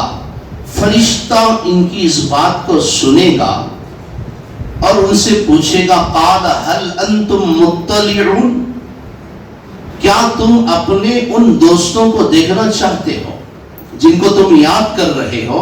کیا تم ان کو دیکھنا چاہتے ہو، ان سے ملنا چاہتے ہو؟ ہاں، وہ خواہش کا اظہار کریں گے. فرشتہ ان کو لے کر جائے گا. فَاطَّلَعَ فَرَآهُ فِي سَوَاءِ الْجَحِيمِ، دور سے جہنم کو دکھائے گا. جہنم کے آگ کے شعلوں میں لپٹا ہوا سخت ترین اور بدترین عذاب میں ان کو دیکھے گا اور کہے گا قال تاللہ ان کدت لتردین ولولا نعمت ربی لکنت من المحضرین. ہائے اللہ، اللہ کا احسان ہوا مجھ پر، اگر میں تیری باتیں سن لیتا تو آج میں بھی تیرے ساتھ جہنم میں ہوتا. پھر فی جنات یتساءلون، وہ جنتی لوگ پوچھیں گے کس سے؟ عن المجرمین، جہنم میں پڑے ہوئے ان مجرموں سے. ما سلککم فی سقر، تمہارا جرم کیا ہے، تمہاری غلطی کیا ہے، تمہارا قصور کیا ہے، کیوں تم جہنم میں پڑے ہو؟ تو اس وقت جہنمی اپنی 4 غلطیوں کا اقرار کریں گے. وہ کہیں گے کہ ان 4 غلطیوں نے ہمیں برباد کر دیا اور ہمیں جہنم میں پہنچا دیا. ہماری پہلی غلطی یہ ہے فی جنات یتساءلون عن المجرمین ما سلککم فی سقر قالوا لم نک من المصلین. جہنمی کہیں گے ہمارا پہلا جرم یہ تھا کہ ہم نماز نہیں پڑھتے تھے. اذان ہوتی، مسجد میں جماعت کھڑی ہو جاتی، فٹ پاتھوں پر کھڑے رہتے، ہوٹلوں کے پاس بیٹھتے، بیکار گپ شپ میں وقت گزر جاتا. لم نکو من المصلی، ہم نماز نہیں پڑھتے تھے. مساجد کو صرف تعمیر کر لینا بڑی بات نہیں ہے، یاد رکھنا مسجد آباد ہوتی ہے سجدوں سے. تمہاری بہترین قالین اور جھومر سے نہیں، تمہارے بہترین رنگ و روغن اور ستونوں سے، ماربل سے نہیں. اللہ کا گھر سجدوں سے آباد ہوتا ہے، نماز سے آباد ہوتا ہے. ایک بد دعا وہ ہے جو ماں باپ اولاد کو دیتے ہیں، ایک بد دعا وہ ہے جو مظلوم ظالم کو دیتا ہے. اللہ کے رسول کا فرمان ہے اللہ کا گھر بھی بد دعا کرتا ہے اس محلے والوں کے حق میں جو محلے والے نماز کے اوقات میں اس کے سامنے سے تو گزر جاتے ہیں لیکن نماز کے لیے نہیں آتے. مسجد تو بنا لیتے ہیں لیکن نماز نہیں پڑھتے. اللہ کا گھر فریاد کرتا ہے اللہ ان کے گھروں کو بھی ایسے ہی ویران کر دے جیسا کہ انہوں نے مجھے ویران کر رکھا ہے. اللہ ہم سب کی حفاظت فرمائے. اللہ آپ تمام کو جزائے خیر دے. مجھے فخر ہے آپ لوگوں پر کہ اتنی بڑی رقم، اور جہاں تک میرا علم ہے اس علاقے میں اکثر و بیشتر جہاں تک مجھے علم ہے مجموعی اعتبار سے وہی لوگ ہیں جو روزانہ کماتے کھاتے ہیں. بڑے بڑے صاحب حیثیت افراد ہوں گے لیکن اس کی تعداد بہت کم ہے. اللہ آپ تمام کو جزائے خیر دے. کسی کی صورت کو دیکھ کر آپ نے یہ تعاون نہیں کیا اور کسی کے چہروں کسی کے نام پر نہیں، اللہ کے نام پر آپ نے یہ حصہ لیا ہے. وہ ذات انشاءاللہ ضرور اس کا بدلہ آپ کو دے گی انشاءاللہ. اللہ کے گھر کو آباد کرنے والے کبھی برباد نہیں ہوتے. اللہ کو ضرور آباد کر. اتنی بات ضرور ہے شاید اللہ کی مصلحت ہوگی، کوئی دیر ہو. تو قالوا لم نکو من المصلین، ہم نماز نہیں پڑھتے تھے. میں نے حدیث بھی پڑھی، اللہ کے رسول اعلان فرما ظالم ہے وہ بہت بڑا ظالم ہے. قیل من یا رسول اللہ، اللہ کے رسول کون وہ بد نصیب جسے زبان نبوت ظالم کا لقب دے رہی ہے، ظالم کہہ رہی ہے. اللہ کے رسول نے شراب پینے والے کو ظالم نہیں کہا، سود کھانے والے کو ظالم نہیں کہا، زنا کرنے والے کو ظالم نہیں کہا. ایک سائڈ دو آدمیوں کو بیچنے والے کو اتنا بڑا مجرم ہے پھر بھی ظالم نہیں کہا. اس کام میں تو ہماری قوم بڑی ماہر ہے. ایک سائڈ دو تین آدمیوں کو بیچنا کوئی ہماری قوم سے سیکھے، یہ سبق ہماری قوم سے پڑھے، اس میں ہم بہت ماہر ہیں. لیکن اس کے باوجود اسے ظالم نہیں کہا. قیل من یا رسول اللہ کے رسول کون ظالم؟ فرمایا من سمع النداء فلم یجبہ، وہ میری امت کا بڑا ظالم ہے جو اذان کی آواز کو سنے اور نماز کو نہ جائے. اور آج محلے کے کتنے افراد، معاشرے کے کتنے افراد ظالم بن رہے. تو ایک کام آپ نے کر دیا ہے، مسجد کی زمین میں خریدی میں حصہ لیا، تعاون کیا. اب دوسرا مرحلہ آ جائے گا انشاءاللہ مسجد کی تعمیر کا. میں سمجھتا ہوں اللہ آپ لوگوں کے خلوص کی برکت سے انشاءاللہ ایک بہت ہی عالی شان اور بہترین مسجد اور مدرسہ بھی وہاں تعمیر ہوگا. میں دعا کرتا ہوں اللہ آپ سے یہ کام لے، یہ نیتیں کر کے جائیں، یہ عزائم لے کر جائیں کہ چاہے ہمیں ہمارے جتنے بھی مسائل ہوں انشاءاللہ ہم اس کے حصے دار بنیں گے. آج میں آپ کے سامنے چندے کا اعلان نہیں کروں گا، ہر ہمیشہ چندہ مانگنا بھی اچھا نہیں لگتا، لیکن ذمہ دار احباب نے بھی نہیں کہا بطور تشکر کے الحمدللہ اللہ کی اس نعمت پر وہ جذبہ تشکر کے ساتھ آج کے اس اجلاس کو انہوں نے منعقد کیا ہے، لیکن آئندہ جب وہ کام آئے گا تو ہم سب کو اس کے لیے تیار رہنا ہے انشاءاللہ۔ ہماری حیثیت جو ہو کہ ہم ضرور انشاءاللہ کریں گے۔ اللہ کے گھر میں، اللہ کے بارگاہ میں کمی زیادتی کو دیکھا نہیں جاتا، خلوص کو دیکھا جاتا ہے، کون کس جذبے سے دیتا ہے۔ تو تیسرا کام کیا ہوگا؟ دوسرا کام تو مسجد کی تعمیر کا آئے گا، تیسرا کام اسے مسجد کو آباد کرنے کا۔ آج اللہ کے گھر میں بیٹھ کر حضرات علماء کرام کی موجودگی میں ضرور اس بات کی حقیقت کو میں ظاہر کرنا چاہتا ہوں۔ اگر آج ہمارے بچوں کے ایمان کی، عقیدے کی، اخلاق کی، ان کے کردار کی، ان کے دین کی اگر کہیں حفاظت ہو سکتی ہے تو وہ مسجد کی چہار دیواری اور مدارس کے ماحول میں، مکاتب کے ماحول ہی میں ہو سکتی ہے۔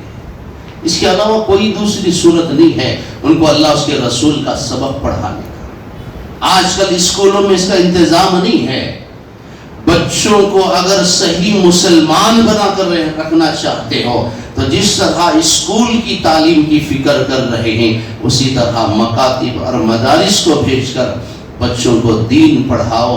آج اگر آپ ان بچوں کو پڑھائیں گے، وہاں سمجھایا جائے گا کہ اللہ کیا ہے، رسول کیا ہے، ماں باپ کی عزت کیا ہے، ماں باپ کا مقام کیا ہے، پڑوسیوں کے حقوق کیا ہیں، اور سچائی کی حقیقت کیا ہے، اس کی فضیلت کیا ہے، ہر چیز کا علم وہاں پڑھایا جائے گا۔ یہ بچے آئندہ چل کر آپ کی خدمت گزار بنیں گے۔ تو یہ عزم لے کر جائیں، روزانہ 1 گھنٹہ صحیح پابندی کے ساتھ بچوں کو بھیجیں۔ یہیں پر ہمارے ایمان اور عقیدے کی حفاظت ہو سکتی ہے۔ پہلے جرم کا اقرار کریں گے، لم نکو من المصلین۔ دوسرا جرم جس کا اقرار کریں گے جہنمی، وَلَمْ نَكُ نُطْعِمُ الْمِسْكِينَ۔ ہمارا دوسرا جرم یہ تھا کہ ہم غریبوں کی مدد نہیں کرتے تھے، کسی غریب کو کھانا نہیں کھلاتے تھے، کسی مستحق کو کپڑا نہیں پہناتے تھے، لاکھوں روپے کا کھانا شادی بیاہ کے اڈوں میں پھینک تو دیتے تھے، لیکن ہم کسی غریب بچی کی مدد کے طور پر 100 روپے نہیں دیتے تھے، ہماری جان نکل جاتی تھی۔ وَلَمْ نَكُ نُطْعِمُ الْمِسْكِينَ۔ نماز کو چھوڑ کر ہم نے اللہ کے حق کو ضائع کر دیا، غریب کی مدد روک کر، صدقہ نہ دے کر، تعاون اور مدد نہ کر کے ہم نے لوگوں کے حقوق کو ضائع کر دیا۔ ہمارے اس دوسرے جرم نے ہمیں جہنم میں پہنچا دیا۔ لاکھوں روپے کے ہمارے بچوں کے جوڑے نکاح اور ولیمے کے بنتے تھے، لیکن کسی غریب بچی کے لیے ایک جوڑا کپڑے بھی دیتے ہوئے ہمیں بڑی تکلیف ہوتی تھی۔ آج ضرورت ہے ہر محلے میں، ہر گاؤں میں کہ اجتماعی نکاح کے نظم کو بھی ہم چلائیں۔ محلے کے وہ افراد جو استطاعت نہیں رکھتے، ذمہ دار احباب نوجوانوں کو ساتھ میں لے کر یہ کام بھی کریں۔ اللہ نے جتنی طاقت دی ہے، حیثیت دی ہے، ان کو جمع کر کے، ان کا کچھ انتظام کر کے ان کے گھروں کو بسائیں۔ اللہ کی قسم، مسجد کو تعمیر کرنا چھوٹا کام ہے، کسی غریب کے گھر کو آباد کرنا، کسی بچی کے گھر کو بسا دینا اس سے بڑا کام ہے، اس سے بڑی فضیلت ہے۔ اور اسی لیے الحمدللہ دوران تقریر میں آپ حضرات کی خدمت میں یہ خوشخبری بھی سنانا چاہتا ہوں اور گزارش کرنا چاہتا ہوں۔ ہمارا یہاں سے میں سمجھتا ہوں 7-8 کلومیٹر کے فاصلے پر مدرسہ ہے دارالحسنین۔ ہم نے روز اول ہی اس نیت سے اس ادارے کی ابتدا کی اور اس ادارے کا قیام عمل میں لایا کہ ہم یہاں انشاءاللہ بچوں کو دین کی تعلیم بھی دیں گے، دینی اور عصری علوم پڑھائیں گے، اور یہاں نماز بھی ہوگی۔ اس کے ساتھ ساتھ جہاں تک ہو سکے ہماری جتنی طاقت ہے اور جو بھی استطاعت ہے انشاءاللہ ہم سماجی فلاحی رفاہی کام بھی کریں گے۔ یہ 3 سال ہو گئے الحمدللہ، اب تک وہاں 70 اجتماعی نکاح ہوئے ہیں، اور اس مرتبہ 16 فروری کو انشاءاللہ وہاں پر پھر دوبارہ اکابرین کی موجودگی میں 20 اجتماعی نکاح کرنے کا ہم نے ارادہ کیا ہے۔ کرنے والی ذات اللہ کی ہے۔ اللہ کہتا ہے کہ تم نیت کرو، آئندہ کے آگے کے مراحل میں طے کروں گا، میں آسان کروں گا۔ الحمدللہ 20 اجتماعی نکاح 16 فروری چیزوں پر یا 60 چیزوں پر مشتمل، ہم انشاءاللہ ان کو سامان ضرورت بھی دیں گے، اور ہر جوڑے کی طرف سے 50 آدمیوں کی دعوت کا بھی وہاں انتظام ہوگا۔ آپ حضرات ضرور تشریف لائیں، جو بھی مستحق جوڑے ہیں ان کے لیے ضرور وہاں تک یہ پیغام پہنچائیں۔ اگر کسی علاقے میں مطلقہ عورت ہے یا بیوہ عورت ہے تو نکاح ثانی کی بھی گنجائش ہے، کہیں آپ خوش نہ ہو جائیں نکاح ثانی حضرت دوسرا نکاح کر رہی ہیں، سب نہیں آ جانا، سمجھ میں آ رہا ہے؟ نکاح ثانی ان کے لیے ہے جو مطلقہ ہیں۔ مطلقہ معلوم نا، ایک بیوی کے رہتے ہوئے دوسرا نکاح، اسے اس کا مطلقہ بولتے، اسے بولتے ہیں جن کی طلاق ہو چکی ہو یا خلا ہو چکا ہو، ان کے لیے نکاح ثانی کی گنجائش ہے۔ یا بیوہ عورت ہے، ان کا ڈیتھ سرٹیفکیٹ ہونا ہے، طلاق شدہ عورت کے وہ طلاق اور خلا کے جو کاغذات ہیں اس کی تفصیلات ہونا ہے، اور مسجد کا NOC ہونا ہے۔ ایسے لوگوں کے لیے بھی وہاں گنجائش ہے۔ اگر کسی کی بیوی رہتے ہوئے دوسرا نکاح کرنا چاہتے ہیں تو 2 NOC کی ضرورت ہے، ایک مسجد کی NOC ہونا، دوسرا پہلی بیوی کی بھی۔ ہاں، کون کون تیار ہے؟ ہاتھ اٹھاؤ انشاءاللہ۔ کوئی بھی نہیں؟ یہ تو محاورہ مشہور ہے، بڑے بڑے روبدار کسی سے نہیں ڈرتے سوائے بیوی کے۔ یہاں پر کوئی ہاتھ نہیں اٹھا تو اس بات کی علامت بہت زیادہ ڈرتے ہیں بیوی سے یہاں کے لوگ۔ ہمت ہے تو ہاتھ اٹھاؤ۔ NOC 2، ایک بیوی کی، دوسرا مسجد کی۔ اگر کوئی خواہش مند ہے تو رابطہ کر سکتے ہیں، اور مجھے پکا یقین ہے کہ یہ کبھی قیامت تک نہیں ہوگا انشاءاللہ۔ بہرحال ذمہ داروں کی اجازت سے میں نے یہ اعلان کیا ہے، انشاءاللہ نوٹس بورڈ پر وہ انشاءاللہ وہ لیٹر لگایا جائے گا، تفصیلات آپ حاصل کر لیں، اس پر فون نمبرات بھی درج ہیں۔ میں چاہتا ہوں کہ کسی واقعی حقدار اور مستحق لوگوں کا بھلا ہو جائے تو بہت بہتر ہوگا۔ آپ حضرات ان تک اس پیغام کو پہنچائیں۔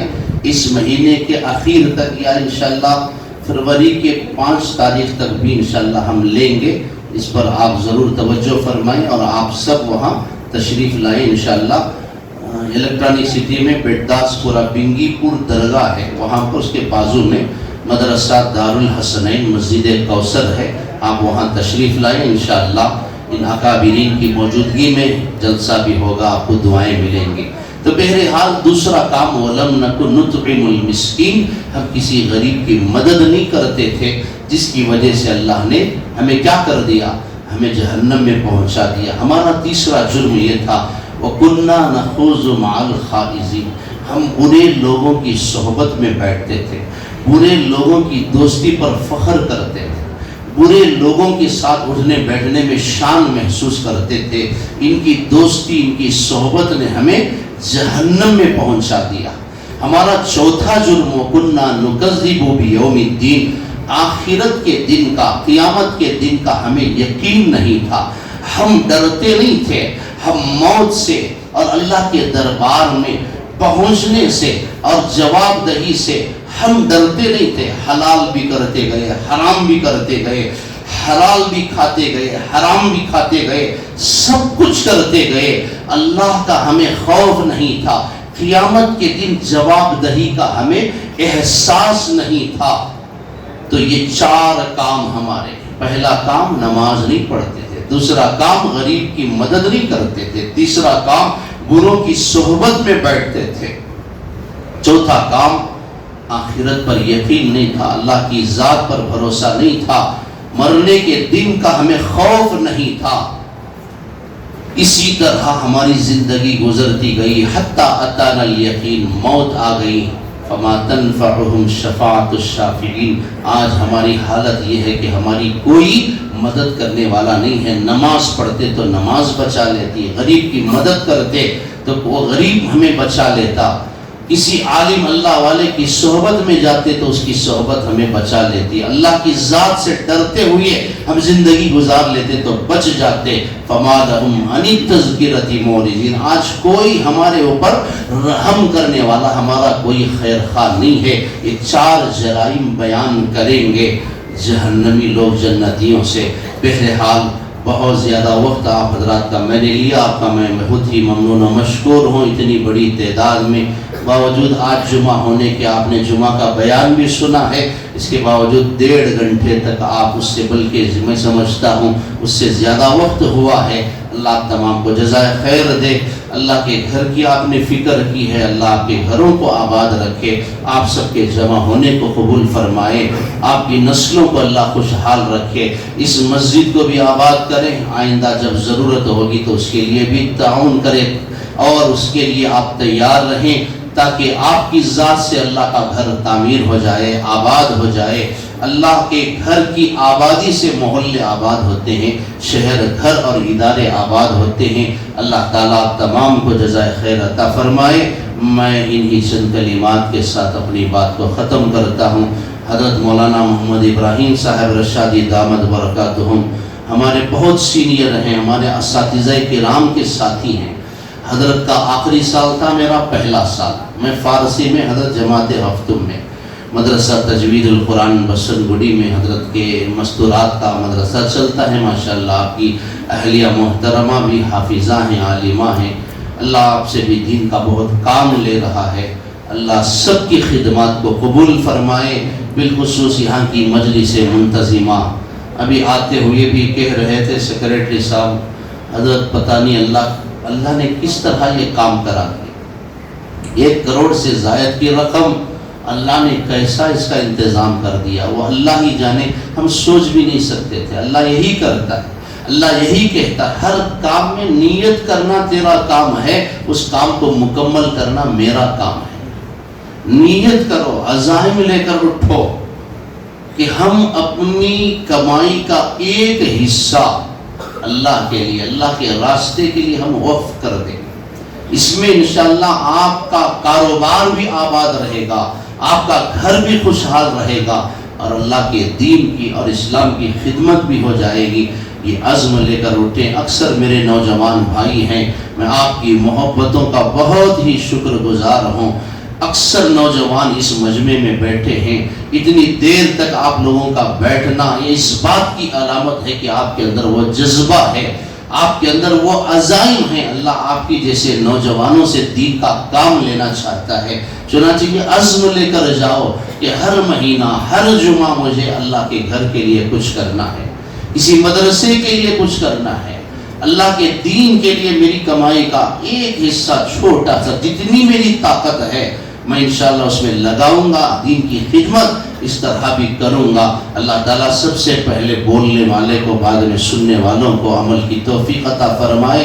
وآخر دعوانا الحمدللہ رب العالمین. رمضان کے بعد سے انشاءاللہ ہم بھی ہماری اس مسجد میں اجتماعی نکاح کا نظام چلائیں گے, اور یہ کہ اب جتنے بھی ہوں گے انشاءاللہ مسجد میں یہ کام ہوگا. اللہ آپ کے عزائم کو پورا کرے, اللہ آپ کے گھروں کو آباد رکھے.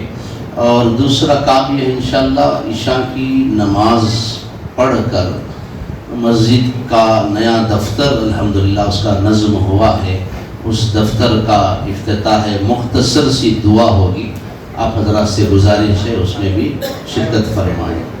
اور اس کے بعد چائے بسکٹ کا انتظام کیا گیا ہے, اس سے بھی فارغ ہو کر جائیں انشاءاللہ. شاید ابھی فوراً اذان ہوگی, اذان ہوگی نا, جی جی, 5 منٹ کا وقت ہوگا, وضو سے فارغ ہو کر آئیں, نماز ہو جائے گی انشاءاللہ. اس کے بعد پھر آفس کی افتتاح ہوگی مختصر دعا کے ذریعے.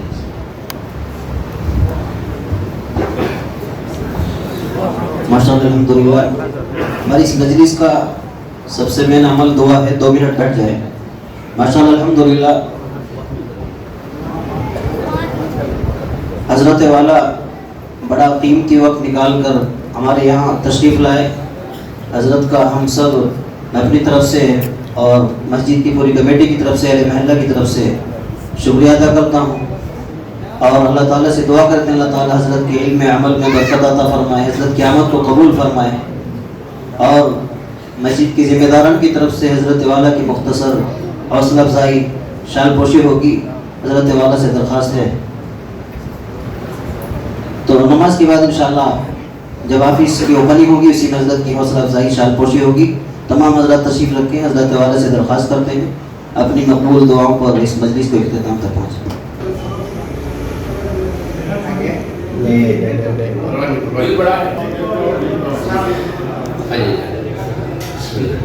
بسم اللہ توکلت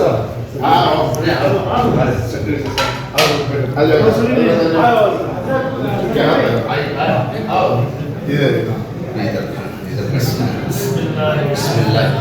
اللہ اللہم افتح لنا بالخیر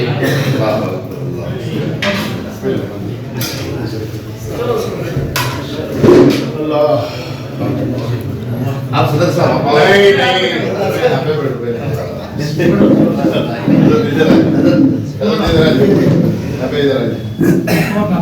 پہلے ہے کیا تھا سر نہیں خالی جگہ ہے، خالی جگہ ویسٹ نہیں کرنا ہے، ادھر بھی کریں ادھر جماعت العلم ادھر بھی بنا۔ وہ جو پہلے جماعت العلم کی جو جگہ تھی اس میں بیت الخلا بہت دیا تھا بہت اچھے بنے بیت الخلا، وہ بنا ڈالے اس بہت میں زبردست بنے نیچے کا یہ کریں جماعت العلم گورم کی سو اس کی بازو کو نہیں، اور جگہ خالی تھی جگہ اس میں بہت اچھے، بہت ضروری نہیں جتنا ویسٹ جگہ تھی پیشاب خانے بہت اچھا فراغت سے اللہ سے بنی۔ درود شریف پڑھیں۔ لك الحمد لك الشكر يا الله اللهم صل على سيدنا شفيعنا ونبينا مولانا محمد وبارك وسلم۔ ربنا آتنا في الدنيا حسنة وفي الآخرة حسنة وقنا عذاب النار اللهم افتح لنا بالخير اللهم افتح لنا بالخير اللهم افتح لنا بالخير واختم لنا بالخير واجعل ثوابه الجنة يا أرحم الراحمين اللهم افتح علينا أبواب رحمتك اللهم افتح علينا أبواب بركتك وسهل لنا أبواب رزقك يا ودود يا ذا العرش المجيد يا فعال لما يريد يا حي يا قيوم برحمتك نستغيث حسبنا الله ونعم الوكيل نعم المولى ونعم النصير لا إله إلا هو عليه توكلت وهو رب العرش العظيم۔ اے اللہ ہم سب کے گناہوں کو خطاؤں کو لغزشوں کو صرف نظر فرما۔ مولا بڑا مبارک وقت ہے، بڑا مقدس مقام ہے مولا، تیرے گھر میں ہم سب تیرے بندے حقیر فقیر بن کر سائل بن کر بھکاری بن کر تیرے دربار میں ہاتھ پھیلائے بیٹھے ہیں مولا۔ ایسے بھی رات کا اندھیرا ہے پھر بھی پروردگار تو ہماری حاجتوں کو تو بتائے بغیر ہی جان لیتا ہے، سنائے بغیر ہی سن لیتا ہے مولا۔ بے شک ہم گنہگار ہیں پر یہ تیرا گھر ہے مولا، تیرے دربار میں بیٹھ کر تجھ سے سوال کر رہے ہیں مولا۔ تیرا فرمان ہے وَأَمَّا السَّائِلَ فَلَا تَنْهَرْ، تو نے بندوں کو حکم دیا ہے کہ مانگنے والے سائل کو جھڑکو نہیں، خالی نہ لوٹاؤ مولا۔ ہم سب فقیروں کے ہاتھوں کو بھر دے پروردگار، ہمارے ہاتھوں کو خالی نہ لوٹا مولا۔ مولا جس عزائم کو جن عزائم کو لے کر، جس مقصد کو لے کر، جن نیک تمناؤں کو لے کر مولا آج اس دفتر کا افتتاح عمل میں آ رہا ہے مولا، عزائم تو انہوں نے کیے ہیں مولا پر کرنے والی ذات تیری ہے مولا۔ اللہ مجلس منتظمہ کے تمام عزائم کو پائے تکمیل تک پہنچا دے۔ اللہ یہاں بیٹھ کر مولا دین کی خدمت کریں، اللہ مسجد کو آباد کرنے کی فکریں کریں، یہاں بیٹھ کر قوم و ملت کے امت کے تمام مسائل کو حل کریں مولا۔ اس مجلس کو, اس کمیٹی کو, اس پوری اللہ اس کی توفیق عطا فرما. اللہ دین اسلام کی خیر کو قبول فرما. اللہ یہ لوگ تیرے گھر کو سنوارنے, سجانے میں, آباد کرنے میں لگے ہیں. مولا غیب سے تو ان کے گھروں کو آباد فرما, ان کے گھروں کو سنوار دے مولا, ان نسلوں کو آباد کر دے پروردگار, ان کی ان خدمات کو قبول فرما دے مولا. اب تک جو ہوئے ہیں مولا ان کو بھی قبول فرما.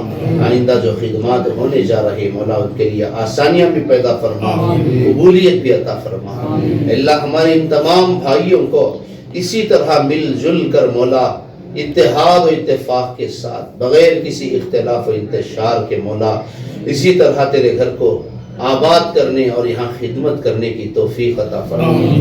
حاسدین کے حسد سے اس ادارے کی حفاظت فرما, ہر قسم کی پریشانیوں سے اس ادارے کی حفاظت فرما. اے اللہ قیامت کی صبح تک یہاں تیرا نام لیا جاتا رہے, یہاں سجدے ہوتے رہیں, یہاں تیرے پاک کلام کی تلاوت ہوتی رہے مولا. تیرے نیک بندے اہل اللہ بزرگان دین یہاں آ کر تہجد و تلاوت کرتے رہے, سجدے کرتے رہے مولا. ان کی مستجاب دعاؤں سے, ذکر و اذکار سے مولا یہ مسجد ہمیشہ آباد رہے, قیامت کی صبح تک اللہ اس کے لیے قبول فرما. اے پروردگار ہم چاہیں یا نہ چاہیں تو ہم سے دین کی خدمت لے لے مولا. ہماری پیشانی کے بال پکڑ کر ہم سے دین کی خدمت لے لے مولا. ہمارے اندر خلوص پیدا فرما, الہیت نصیب فرما. نام و نمود سے, دکھلاوے سے, شہرت سے, ریاکاری سے سب کی حفاظت فرما. اے اللہ جو مقصد لے کر ہمارے ان بھائیوں نے اے اللہ مجھ طالب علم کو یہاں بلایا ہے, ان کے مقصد کو پورا فرما, ان کی محبتوں کا بہترین بدلہ عطا فرما. یہ اس محلے کو اللہ آباد کر دے, خوشحال کر دے مولا. یہاں کے ہر گھر میں خوشحالی عطا فرما. یہاں پر جو بندہ جس چھوٹے بڑے کاروبار میں لگا ہے مولا اس کے کاروبار میں خیر و برکت عطا فرما, ترقی عطا فرما. اے اللہ یہاں کے بیماروں کو صحت عطا فرما, مرحومین کی مغفرت فرما, بے نکاحوں کے نکاح کا انتظام فرما, بے قصوروں کو رہائی نصیب فرما. پروردگار بے روزگاروں کو حلال روزی عطا فرما. اے اللہ جو حرام کھانے میں, حرام پینے میں, حرام کرنے میں لگے ہیں مولا اپنے فضل سے ان کو نجات عطا فرما دے, حلال پر لگا دے مولا, ان کو ہدایت دے دے پروردگار.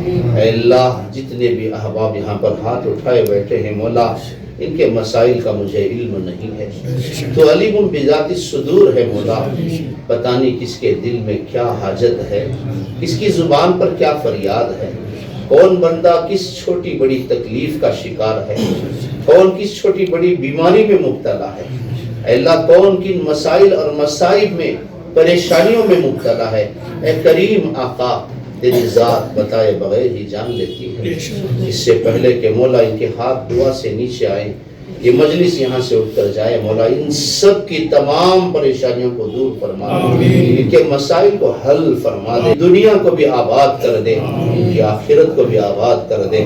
جنہوں نے بھی ہم سے جو امیدیں لے کر دعاؤں کی گزارش کی ہے, یہ کہنا چاہتے تھے کہہ نہ سکے, جنہوں نے بھی اے اللہ جن کا بھی ہم پر حق ہے, چھوٹا یا بڑا احسان ہے, جو بھی ہماری دعاؤں کے آرزومند ہیں مولا ان سب کو تو دنیا اور آخرت کی عزتیں, برکتیں, نعمتیں, راحتیں, سعادتیں نصیب فرما دے. ہماری اس ٹوٹی پھوٹی دعا کو محض اپنے لطف و کرم سے تیرے حبیب آقا دو جہاں حضرت محمد مصطفیٰ صلی اللہ علیہ وسلم کے صدقے و فعل میں قبول فرما.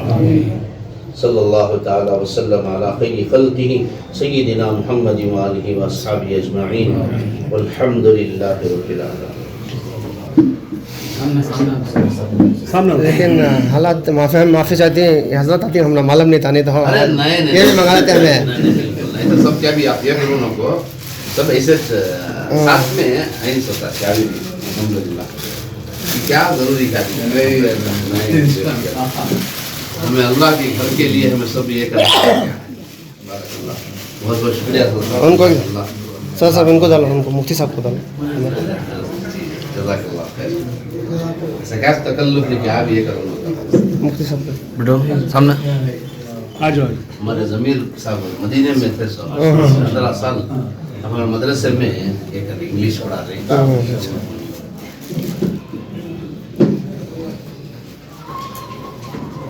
منیر صاحب ہیان چیز हाँ ऑलरेडी मींस देखे हूँ देख कुर्बी मिलती हूँ। अपने दाल में सदर सलाम दाल में सदर साहब को हमारे नहीं अल्लाह खुश रखे। बहुत बहुत शुक्रिया आपको और हाफिज दुल्हा से बैठे हुए हैं एक दो लादा बैठा था इंतजाम कर रहा है कर लेंगे तब तक हम सदर साहब जब कैश देख लगा दी 5 साल का ठीक है।